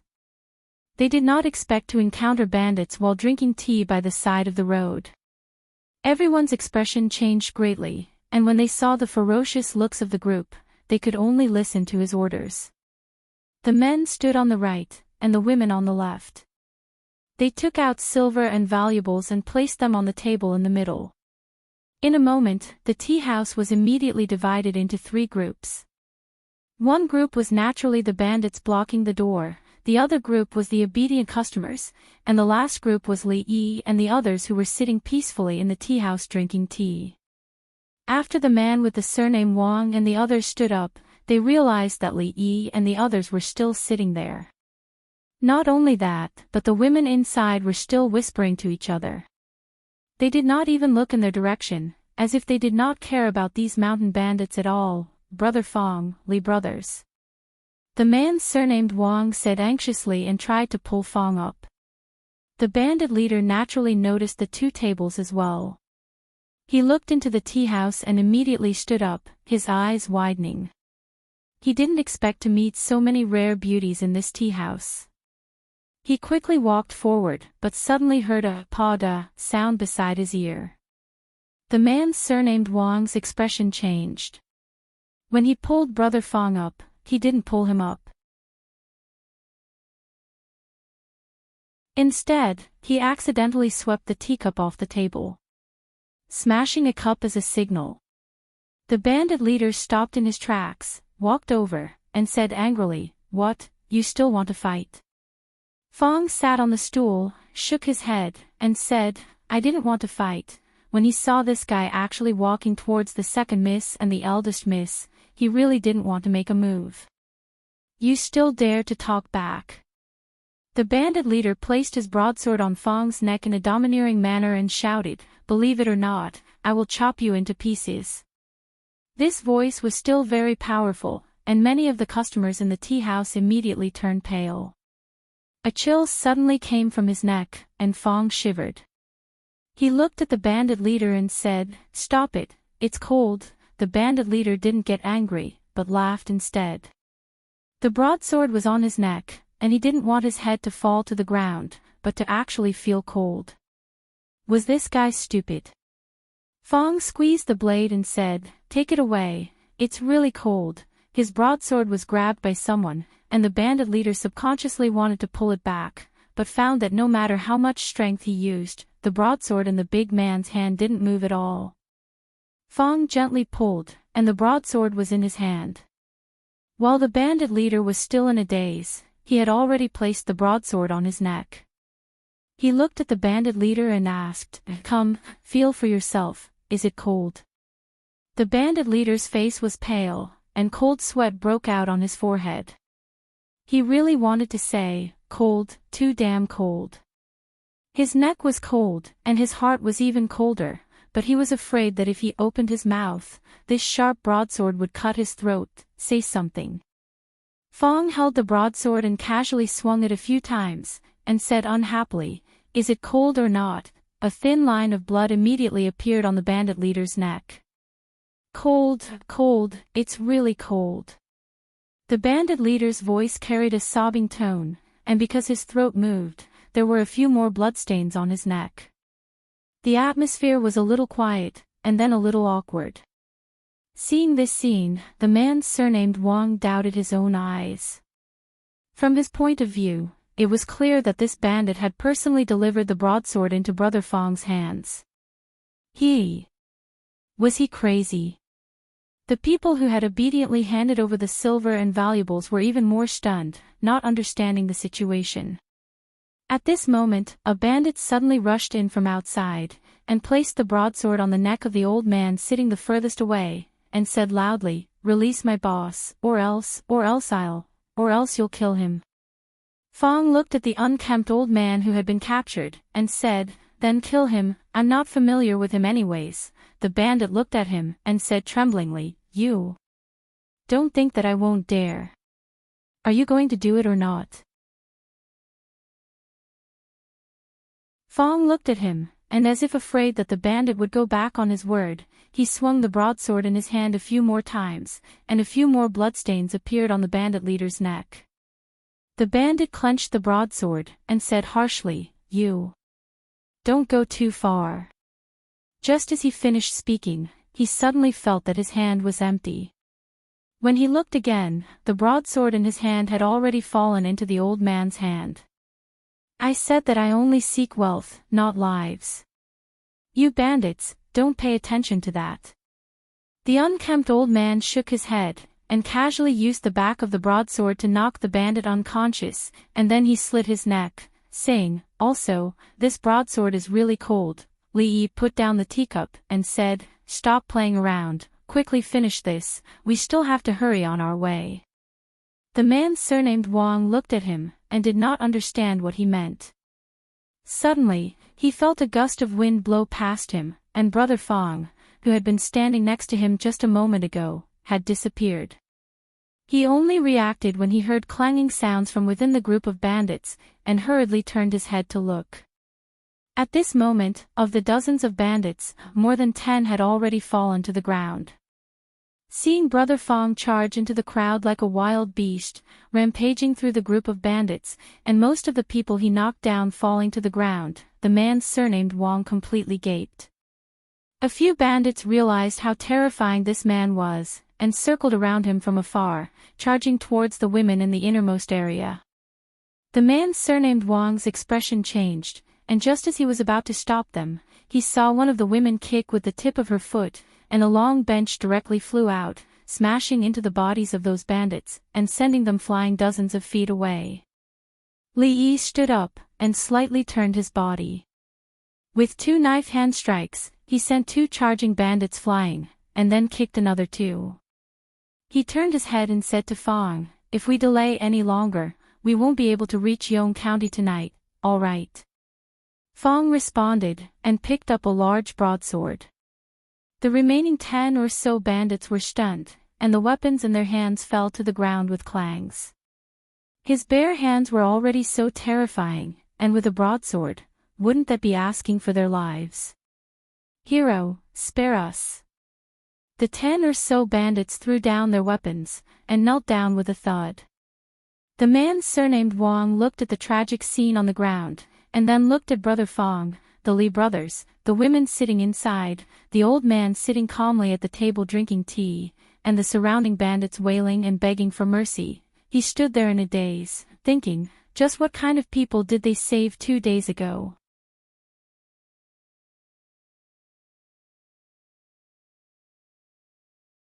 Chapter 997. The Li brothers are really good at hiding their strength. When they set off again, the man surnamed Wang looked ashamed and said, 2 days ago, I was really showing off in front of an expert. I'm ashamed. Only now did he understand why the other party dared to walk in Shuzhou without a single guard. Just the Fong brothers alone were worth the whole escort agency. After all, in the face of dozens of mountain bandits, they could only put down their weapons and surrender. Not to mention, there was also the heroine who could make people tremble with fear with just one move, and the old man who was old but always made people tremble with fear. Even Brother Li himself was extremely skilled. No matter how one looked at it, such a combination did not look like ordinary people. Use more strength, don't be lazy. Hurry up, did you not eat? I'm talking about you. What are you looking at? If you look again, I'll dig your eyes out. The escort sat in the carriage, holding a straw rope in their hands as a whip. From time to time, they whipped the mountain bandits who were pushing the carriage. More mountain bandits followed behind, their hands tied together with a rope. The other end of the rope was tied to the carriage. After chatting for a while, Wang Chang finally couldn't help but ask, what does the Li brothers' family do? Like them, they are also mountain bandits. Mountain bandits? Wang Chang was stunned and shook his head. The Li brothers are joking again. I used to live in places like Qin and Prefecture and the capital, but these places are strictly controlled by the government, so it's not very good to live. Li Yi explained, I heard that there are many mountain bandits in Shuzhou, but the government doesn't care, so I plan to come here to develop. Wang Chang smiled. Of course, he didn't believe what he said. Not to mention the gentle appearance of the Li brothers, those women didn't look like mountain bandits at all. He shook his head and didn't care. Then he asked, what are the Li brothers doing in Shuzhou? Are they really here to play? These days, no one believed the truth. Li Yi sighed and said, it's true that they are here to play. My family runs a small business. Shuzhou is a special place, not far from the Qi Kingdom and the Wu Kingdom. I want to come here to see if I can expand my business. Although there were many conflicts between the Qi Kingdom and the Jing Kingdom, it didn't affect the business exchanges between the two countries. Every year, many businessmen traveled between the two countries. When he first saw the Li brothers, he knew that they were not ordinary people. Wang Chang thought for a while and reminded him, there are many caravans traveling between the Jing Kingdom and the Qi Kingdom in Shuzhou. Unfortunately, I have cooperated with 2 of them. Li brothers are new here, so you are not familiar with this place. If you are interested, I can introduce you to 1 or 2 of them. For you, it's much safer and more convenient to join a caravan. Li Yi said politely, thank you, Brother Wang. You're welcome. Wang Chang shook his head and said, however, you can go to the Qi Kingdom, but it's better for the Li brothers not to go to the Wu Kingdom. Li Yi looked at him and asked in surprise, why? On a horse in front of them, Mississippi Lu slightly tilted her head. Wang Chang explained, the situation in the Wu Kingdom is different from that in the Qi Kingdom and the Jing Kingdom. Although they are not hostile to the businessmen of our Jing Kingdom, the Wu Kingdom is now rife with rebellions, and the country is in turmoil. No caravan is willing to take the risk to go to the Wu Kingdom. It's not worth it to lose your life for money. Li Yi smiled and said, I see. Thank you, Brother Wang. As for Shuzhou, Li Yi had already made arrangements several years ago. Now, the brothels had been opened all over Shuzhou, and the Ru family had covered all 7 counties of Shuzhou. A huge information and intelligence network had been established long ago, so he didn't need to introduce the situation in Shuzhou too much. Although the business had just started, it was just a beginning. In the future, the business would be one of the directions of vigorous development. Of course, there were still many things to do before that. Shuzhou was a remote place, and the people were poor. Yong County, where the provincial capital was located, was relatively rich, but not by much. Therefore, when the exquisite and luxurious carriages drove into the city gate, the people passing by all stopped to watch. Of course, there was another reason why they couldn't move their eyes away. Behind the last carriage, there was a long team. Dozens of people were tied with ropes, following behind the carriage. Some passers-by took a few glances and immediately recognized them. They are the mountain bandits in the Black Tiger Ravine area. I recognize them. The one at the front is Scarface Lin. He is the leader of the biggest mountain bandits in the Black Tiger Ravine area. This Scarface Lin is the most insane. Half a year ago, my family's old sow, which was a few days away from giving birth, was ruined by him. How did they get caught? Which hero did this? I didn't expect that this group of people would also end up like this. It's so satisfying. But I heard that Scarface Lin is related to County Magistrate Zhang. Could it be, they originally planned to arrive at Yong County that night, but because of the mountain bandits, their journey was delayed. They rested for a night and arrived at Yong County at noon the next day.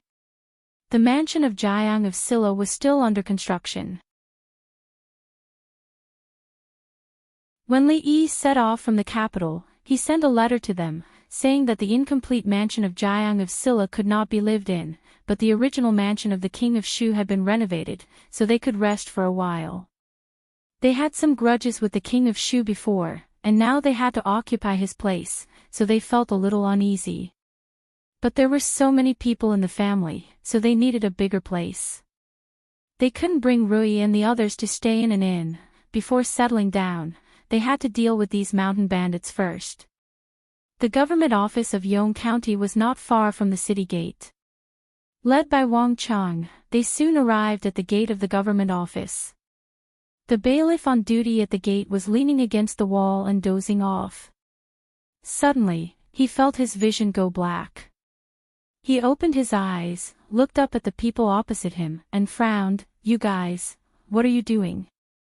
Wang Chang walked up, cupped his hands, and said, "Brother, we caught a few mountain bandits on the way. We didn't dare to deal with them privately, so we brought them to the government office." Mountain bandits? The bailiff asked impatiently, looked around, and asked, "Where are they?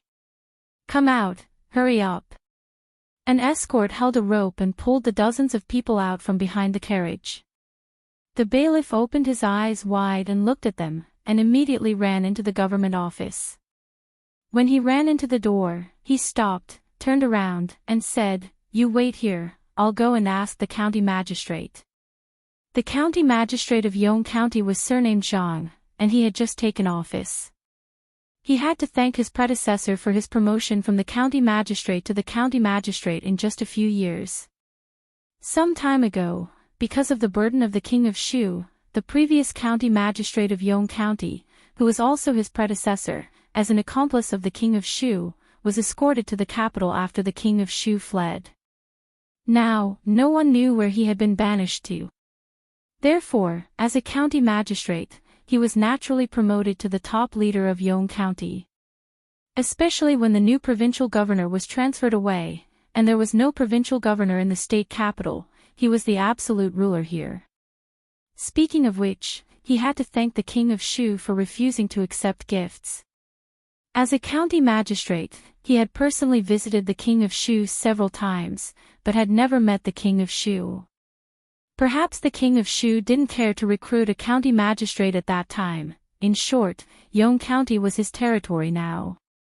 At this moment, he sat in the back hall, took a sip of tea, and said with a frown, "Recently, the waiter has become more and more immature. He hasn't been here for a whole month. A woman behind him, who was massaging his shoulders, said in a soft voice, "Master, you're wrong about the waiter. You know, it's hard to do business recently. There's a group of bald men who are robbing them, so they can't go home and can only come out to do some small work. I think they're having a hard time, but they definitely didn't forget to show filial piety to you. That's not necessarily." County Magistrate Zhang put down the teacup and said, "Maybe after such a long time, he's wild and bold, and has forgotten how he got to where he is today." As soon as he finished speaking, a bailiff ran in a panic and said loudly, "Master, bad news, Second Lin is here."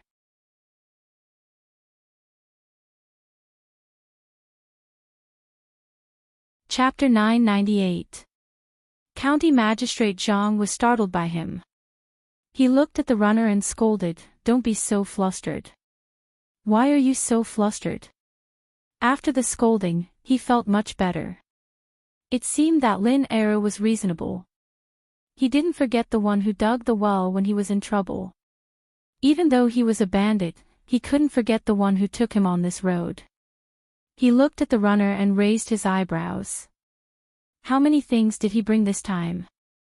The runner shook his head and said, "I didn't bring them." "I didn't." County Magistrate Zhang suddenly pounded the table and said angrily, "Why didn't you bring him here? He was brought here by someone else." The runner said, then immediately shook his head and said, "He was caught by someone else." "What?" Hearing that, County Magistrate Zhang suddenly stood up from the chair. In the front hall of the county government, Wang Chang looked at Li Yi and asked, "Didn't Li brothers say that they still have friends in Shuzhou? Why don't I see them?" Li Yi looked outside and said, "They will be here in a moment." Although they had written a letter a long time ago, they didn't tell them when they would come to Shuzhou. However, Rui and the others had already gone there, so they would come soon. Outside the county government, dozens of bandits were tied together and kneeling on the ground. More than a dozen runners looked at these bandits and then looked inside the hall with a strange expression. Lin Eru and his gang were already considered to be a large group of bandits in Shuzhou. It had to be said that these people were quite capable to be able to catch all the bandits in one fell swoop. But the problem was that Lin Eru was the county magistrate's brother-in-law, not to mention the chaotic land outside Shuzhou, where the government couldn't control. All the bandits who ran amok in Shuzhou had some background. It wasn't that the government didn't want to arrest them. If they were determined to suppress the bandits, none of the bandits would be able to escape. It was just that Shuzhou was too poor.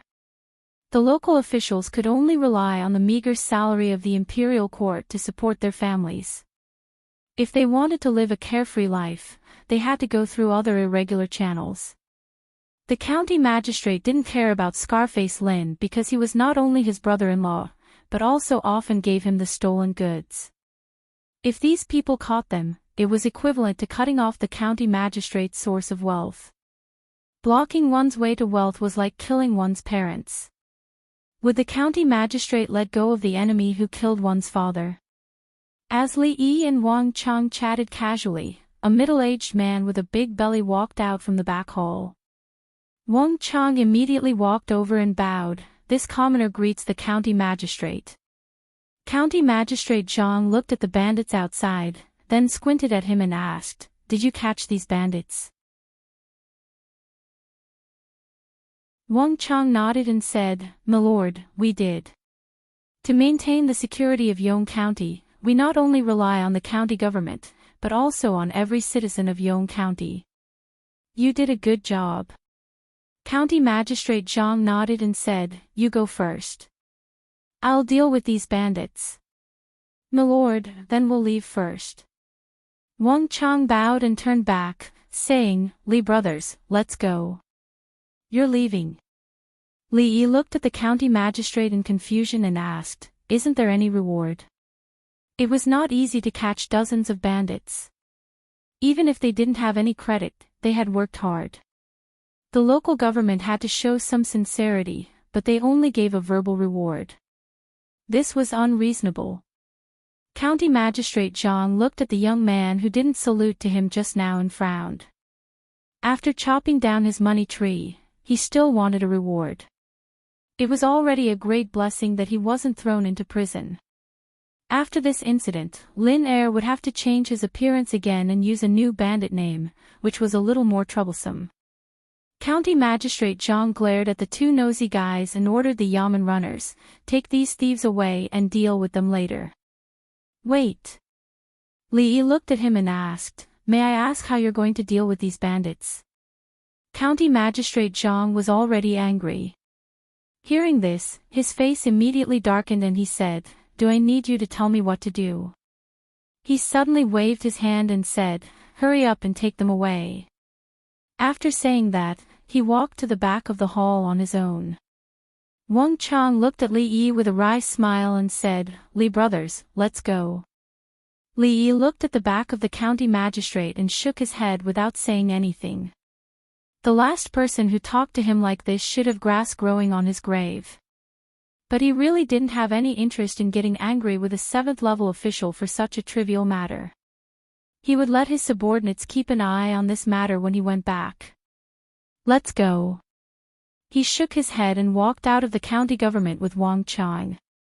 At this time, in the back hall of the county government, County Magistrate Zhang looked at the man in front of him with a sullen face and said angrily, "You useless thing.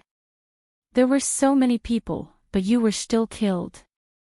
The bandit leader said with a bitter face, "Brother-in-law, you really can't blame me. It's just that they are too powerful." County Magistrate Zhang asked with a sullen face, "Do you know who they are?" "They came to Shuzhou for business." The bandit leader immediately said, "Brother-in-law, I think they are a big fat sheep, and there are several beautiful women among them. How about businessmen?" County Magistrate Zhang raised his eyebrows and asked, "Are you sure they are a big fat sheep? They can't get any fatter." The bandit leader nodded his head vigorously and said, "Brother-in-law, you have to believe my eyes. I've seen those women before. Any one of the hairpins on their heads is worth at least 1,000 taels of silver. Last time, I snatched one, but it was snatched away by those damned baldies." The bandit leader gritted his teeth and said, "Brother-in-law, we can't let them go. A big fat sheep." County Magistrate Zhang's eyes flashed a few times and he nodded, "We can't let them go for colluding with bandits." He looked out of the door and shouted, "Guards." Immediately, a runner rushed in and bowed, "What's the matter, Your Honor?" County Magistrate Zhang said in a deep voice, "Take people to catch those guys who colluded with bandits just now." At the gate of the county government, Wang Chang looked at Li Yi and said, "Li brothers, we have to go on this trip for another 2 days. Let's talk when I get back to Yong County." Li Yi cupped his hands in return and said, "Be careful on the way." "Let's go." Wang Chang turned around and said to his brothers.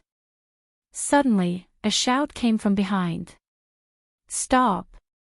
He turned around and saw a dozen or so Yamen runners rushing out of the county office and surrounding them. Wang Chang was stunned and said in surprise, "Brother, this is..." The leading runner waved his hand and said, "Arrest all these guys who colluded with bandits." Colluding with bandits. Wang Chang's face changed and he said in shock, "It's a misunderstanding. Brother, this is definitely a misunderstanding. We caught the bandits. How could we collude with bandits? You still want to quibble?" The runner said sternly, "Arrest them." Fong cracked his knuckles. The imperial court had granted Shuzhou to his son-in-law, so Shuzhou was their territory. How could he let others bully him in his own territory? Li patted him on the shoulder and walked straight into the county government. Seeing that he was so sensible, the runners didn't stop him. They looked at Wang Chang and the others behind and said, "Arrest them." 2 runners wanted to go forward and arrest Li Yi, but Fong glared at them. They immediately shivered and retreated. Just now they heard that this man could fight against 10 people alone. They didn't want to suffer such a loss. As long as they didn't run away, they would have time to deal with them later. In the hall of the county government, the county magistrate just now sat in the main seat. He hit the gavel and said loudly, "Lin Air, you said that you have accomplices." The leader of the bandits knelt in the hall and turned around to point at Li Yi and Wang Chang, saying, "Your Honor, they are my accomplices." Hearing this, Wang Chang's face changed and he immediately said, "Your Honor, he is clearly framing us. If we are his accomplices, why did he arrest them?" The county magistrate also looked at the leader of the bandits angrily and asked, "He is right. If they are your accomplices, why did they arrest you?" "Your Honor, what I said is true." The leader of the bandits said with a serious face, "We were originally accomplices, but we fought because we couldn't divide the booty evenly. He wanted to exchange us for the reward." "Nonsense." Wang Chang pointed at him and said loudly, "This thief clearly wants to make a false countercharge." "Your Honor, please understand." Silence. "It's hard for me to make a conclusion based on your side of the story." Holding the gavel in his hand, County Magistrate Zhang fiercely pounded the table and said, "I won't wrongly accuse any good person, nor will I let any bad person go. Guards, take them all away. I'll interrogate them carefully after I've investigated them thoroughly." Wang Chang hurriedly said, "Your Honor, I can prove my identity, shut up." The county magistrate looked at him, waved his hand and said, "Don't talk flowery words. Take them away first." Wang Chang stood where he was in a daze and looked at the county magistrate in disbelief. They were escorts, and he had a lot of evidence to prove his identity. It was such a simple matter, but the county magistrate wanted to lock them up first without asking the right and wrong. If they were really locked up, wouldn't it be up to them to decide whether they were right or wrong? He looked at the bandits kneeling on the ground and looking at him with a sarcastic smile, and finally understood something. This was not a county government, it was clearly another den of bandits. This was collusion between officials and bandits. Bandits were officials, and officials were bandits. Li Yi knew that there was a problem of collusion between officials and bandits in Shuzhou, which was also the first problem he planned to solve after coming here. However, he didn't expect that he would encounter such a thing as soon as he entered Yong County and had no time to settle down. He was tired after a long journey. What he wanted to do most now was to find a big and soft bed and have a good sleep. These bastards, couldn't they make trouble later? They didn't let him rest at all. They were rushing to reincarnate.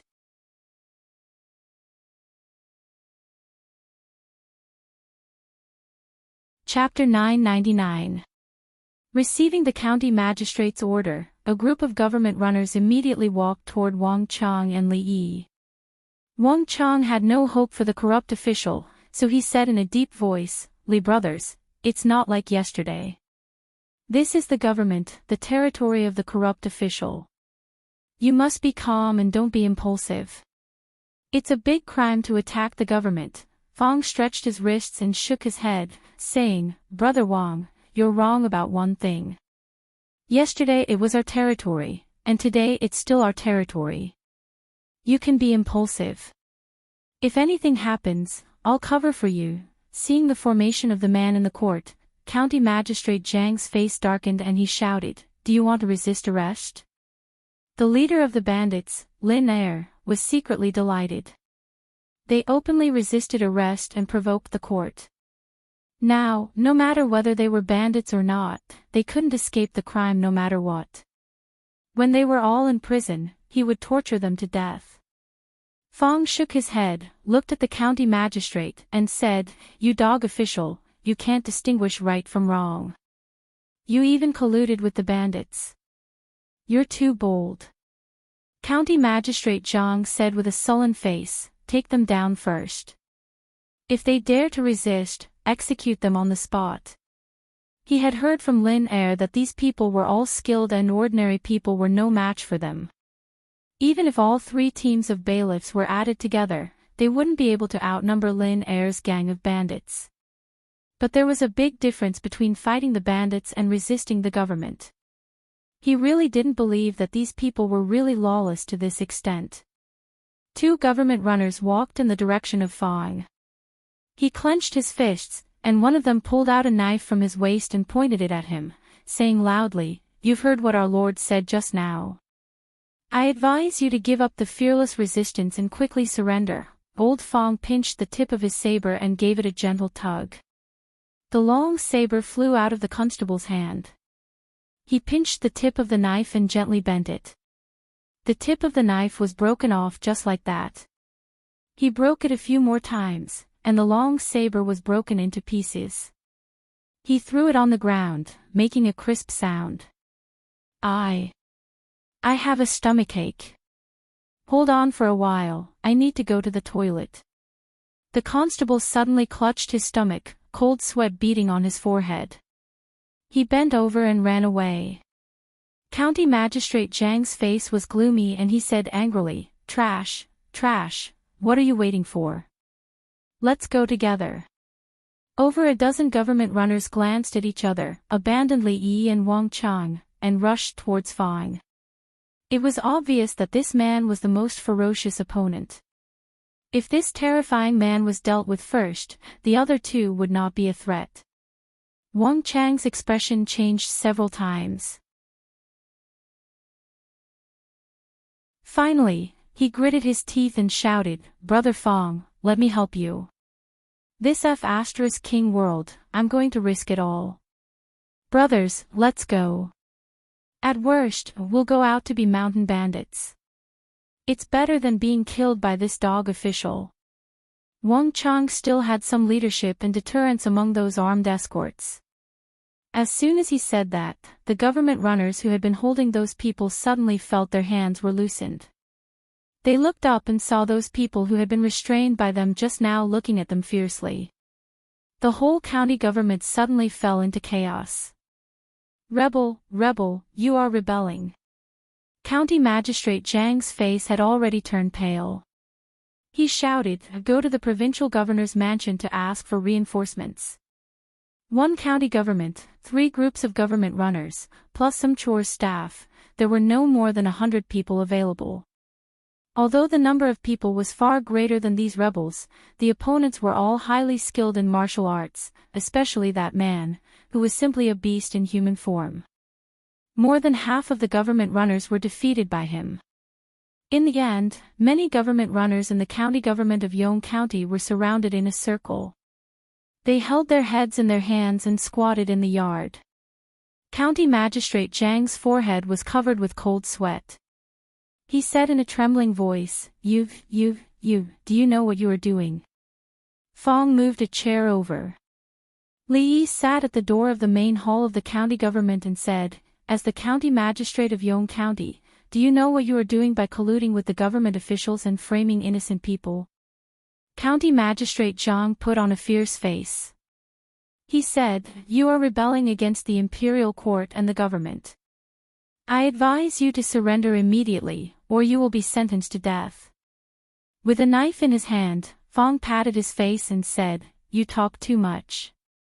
Do you know that the more you talk, the faster you will die?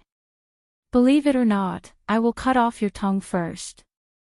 County Magistrate Zhang shrank his body subconsciously.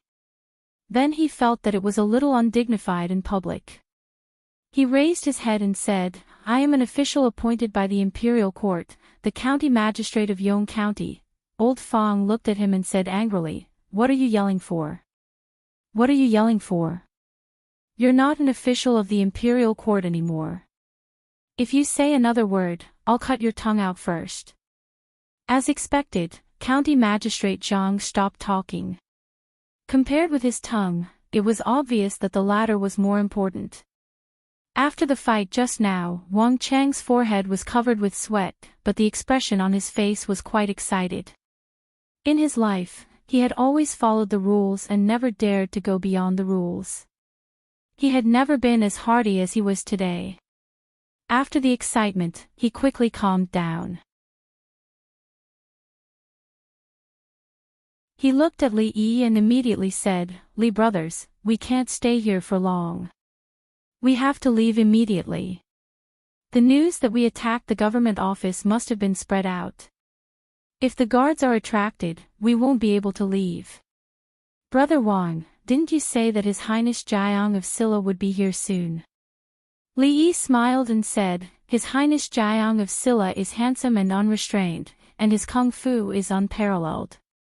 He can distinguish right from wrong. It was too shameless to praise himself. Li Yi coughed a few times and said, Anyway, you have to believe that His Highness Jiang of Silla will definitely give us justice. Wang Chong was stunned and immediately said, But we don't know where His Highness Jiang of Silla is now. Before he finished his words, the ground under his feet suddenly shook. At the same time, outside the county office, the people all opened their mouths in surprise when they saw hundreds of armored guards surrounding the county office. When a group of soldiers ran into the county office in neat steps, Wang Chang's face turned completely pale. Your Excellency, help me. Seeing the people coming, County Magistrate Zhang directly rolled down from the court.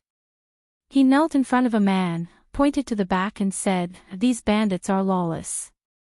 They attacked the government office and intended to murder an official of the imperial court. Your Excellency, please take them down. Although the provincial governor of Shuzhou had been transferred away by the imperial court, the assistant officer of the provincial governor's mansion was still there. During this period, the affairs of Shuzhou had been handled by the chief of staff. Therefore, when County Magistrate Zhang saw the chief of staff and the commander-in-chief coming in with the guards, he felt as if he had seen his savior. At this point, the reason why those people attacked the government office was no longer important. What they had committed was treason, and the only way out was death. Wang Chang's body trembled as he watched the soldiers quickly walk over after hearing the words of the young county magistrate. He almost fell to the ground. At this time, two people had already come to them. A scribe on the left quickly tidied up his clothes, bowed and said, The chief of staff of Shuzhou pays my respect to His Highness Jiang of Silla. A man in armor on the right simply knelt down on one knee and said loudly, The chief of staff of Shuzhou pays my respect to His Highness Jiang of Silla. In the county office, all the soldiers put down their weapons, knelt down on both knees and said in unison, We pay our respect to His Highness Jiang of Silla. Wang Chong was stunned and looked back. Where was His Highness Jiang of Silla? Jiang of Silla. Behind him, there was no one in the hall. Then he slowly turned his head and looked at the Li brothers, whom he had just known for 2 days and had experienced a lot. Plop. Finally, his legs gave way and he knelt down on the ground. Plop. There was another heavy sound. County Magistrate Zhang had already stood up and turned around to see the chief of staff and the commander-in-chief take down those rebels, but he saw such a scene. The chief of staff bowed, and the commander-in-chief knelt down. His Highness Jiang of Silla. Looking at the young man opposite him, he only felt that the clear sky above his head suddenly became gloomy. Dark clouds rolled up, and thunder exploded. He knelt down again. There was a buzzing in his ears, and his mind was blank. You're tuning into the LoveLore Library YouTube channel. We're so grateful for your support, and don't forget to subscribe to join us on this incredible journey through captivating stories. Your generosity through donations truly makes a world of difference, as it's the primary source of revenue that allows me to expand and enhance this channel for you. Thank you from the bottom of my heart for being a part of this adventure.